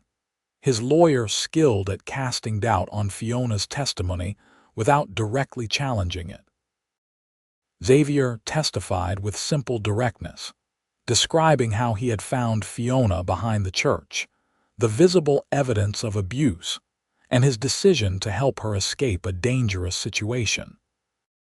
When questioned about his past, he spoke honestly about his work as a horse trainer, his years of traveling from job to job, and the tragic death of his sister at the hands of her abusive husband. Preston seized on this last revelation during cross-examination. "So you admit you have a personal vendetta against men you perceive as abusive to their wives?" "I wouldn't call it a vendetta," Xavier replied evenly. "I call it recognizing a situation I've seen before and trying to prevent another tragedy." "Convenient that you should recognize such a situation in a marriage you knew nothing about, involving a wealthy man whose wife you then absconded with," Preston insinuated. Xavier's eyes hardened. There was nothing convenient about finding a terrified woman with a split lip and bruises, trying to hide from the man who should have protected her. "Yet you didn't report this alleged abuse to the sheriff or any other authority. Instead, you took Mrs. Evans and fled. That doesn't strike you as the action of a kidnapper rather than a rescuer. The sheriff in Silver Creek is Henry's poker partner and debtor," Xavier said bluntly. "Reporting to him would have accomplished nothing except putting Fiona back in danger." The questioning continued, with Preston attempting to portray Xavier as a manipulative drifter who had taken advantage of a confused, vulnerable woman. Through it all, Xavier maintained his composure, his testimony unwavering. As the hearing proceeded, Fiona found herself studying Judge Matthews, trying to discern his thoughts from his impassive expression. The judge listened attentively to all testimony, occasionally asking clarifying questions, but giving no indication of which way he might be leaning. Finally, after both sides had presented their cases and made closing arguments, Judge Matthews cleared his throat. "This is a complex matter with serious implications for all parties," he observed. "Before rendering a decision, I would like to speak privately with Mrs. Evans." This unusual request caused a stir in the courtroom. Henry's lawyer immediately objected, arguing that any testimony should be given in open court. "This is not about testimony, Mr. Preston," the judge said firmly. "I simply wish to assess Mrs. Evans's state of mind for myself, without the pressure of an audience." Reluctantly, Preston withdrew his objection, and Fiona followed Judge Matthews to his chambers, a simply furnished room dominated by a large desk covered with legal texts and papers. "Please, sit down, Mrs. Evans," the judge said, indicating a chair across from his desk. Once they were both seated, he regarded her thoughtfully.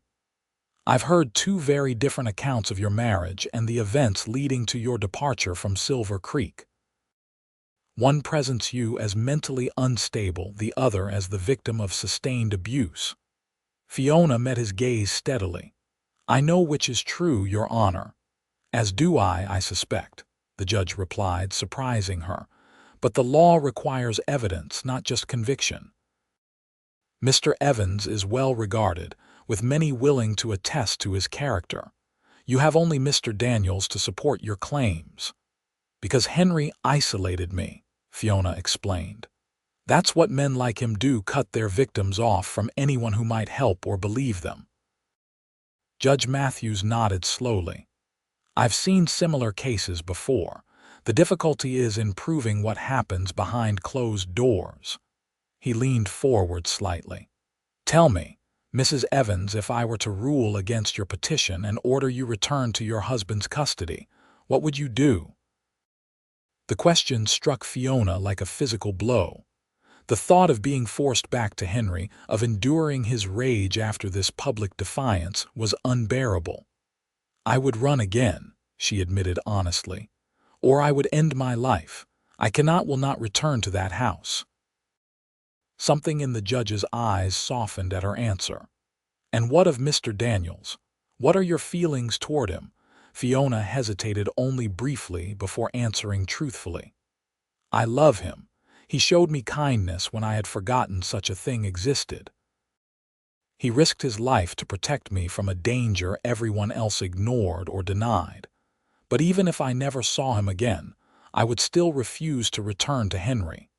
Judge Matthews considered her words, then nodded as if coming to a decision.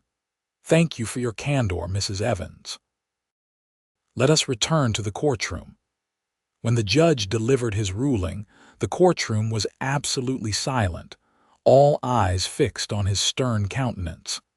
Having heard all testimony and carefully considered the evidence presented, I find as follows, he began formally. Regarding the petition for divorce filed by Fiona Evans, I find sufficient cause to grant said petition on grounds of cruelty. The marriage between Fiona and Henry Evans is hereby dissolved, with Mrs. Evans retaining her maiden name if she so chooses. A murmur ran through the spectators. Henry's face darkened with fury, while Fiona felt a wave of relief so profound she nearly wept. Regarding the charges against Xavier Daniels, the judge continued, I find insufficient evidence to support claims of kidnapping or theft. Mr. Daniels acted in good faith to remove Mrs. Evans from what he reasonably perceived as a dangerous situation. All charges against him are dismissed. Henry surged to his feet. This is outrageous. She's my wife. Not anymore, Mr. Evans, Judge Matthews said coldly. And I advise you to control yourself in my courtroom. Henry's lawyer placed a restraining hand on his client's arm, but Henry shook it off, his face contorted with rage. She belongs to me, he shouted. I paid her father's debts. I gave her everything, including these. Xavier asked quietly, standing to reveal a packet of papers he had kept concealed during the proceedings. Judge Matthews, I'd like to submit additional evidence regarding Mr. Evans's character and business practices. The judge motioned for the bailiff to take the papers. After examining them briefly, his expression grew grave. These appear to be banking records showing irregular transactions and possibly fraudulent practices. Henry's face went from red to white in an instant. Those are private bank documents. He stole them. That's the real theft that should be charged. Actually, Xavier said calmly, these were provided by your former assistant, Thomas Mills. He's been keeping records of your questionable transactions for years, waiting for an opportunity to expose them without risking his own livelihood. It was a devastating revelation. The records detailed years of financial manipulation, with Henry skimming from accounts, falsifying records, and using bank funds for personal investments. Most damning were the entries showing how he had systematically stolen from Fiona's father through fraudulent loans, creating the very debts he had later claimed to forgive through marriage. Judge Matthews examined the documents with increasing concern. These allegations, if proven, constitute serious crimes, Mr. Evans. I am remanding these records to the territorial prosecutor for further investigation. As the implications sank in, Henry's demeanor changed from outrage to calculation.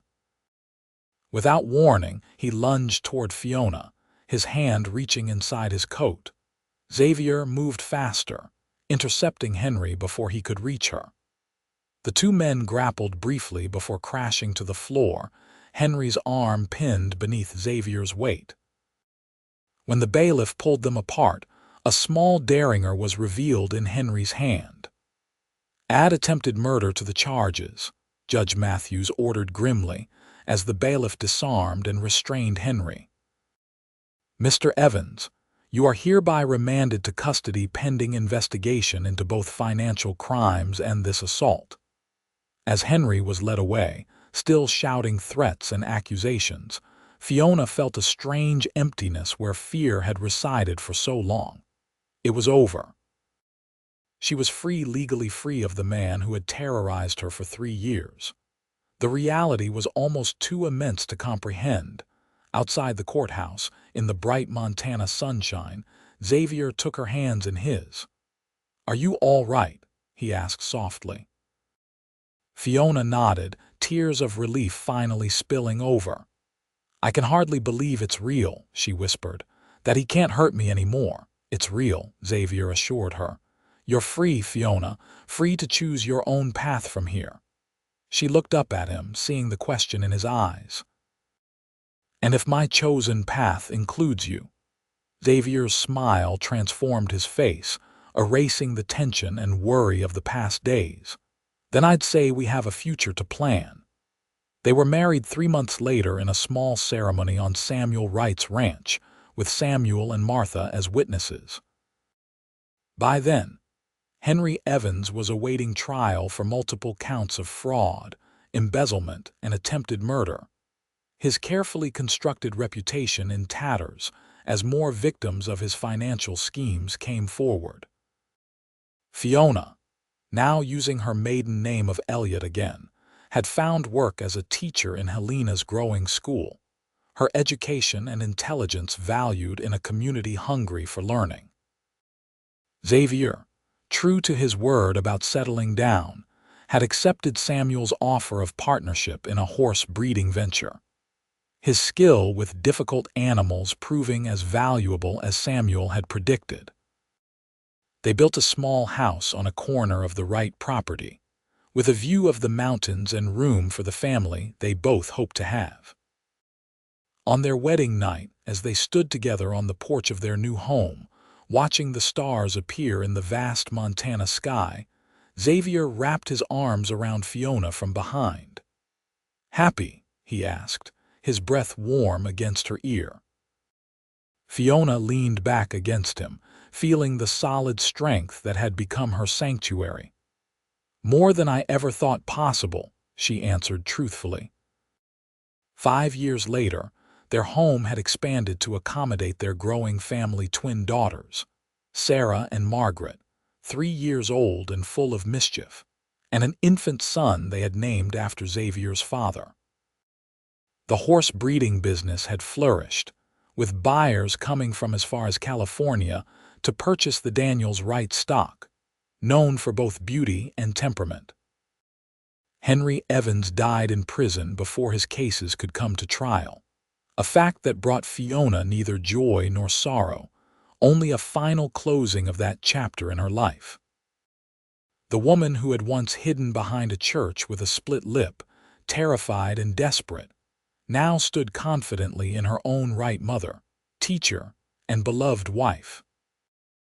On the anniversary of the day Xavier had found her, they always rode together to a special place they had discovered in the hills above Helena, a meadow filled with wildflowers in spring, golden grasses in autumn. There, with the world spread out below them, they would remember the journey that had brought them together and the love that had been born in the midst of danger and flight. "Do you ever regret it?" Fiona asked on one such anniversary as they sat side by side watching the sunset paint the distant mountains. "Taking a chance on a stranger with a split lip and a violent husband." Xavier turned to her, his blue eyes as clear and honest as they had been that first day. "Not for a single moment," he said, drawing her close. "Finding you was the best thing that ever happened to me." As his lips met hers in a kiss as tender as their first, Fiona knew that despite the pain and fear that had marked the beginning of their story, she would change nothing about the path that had led them here to this moment, this life, this love that had been forged in the crucible of danger and had emerged unbreakable.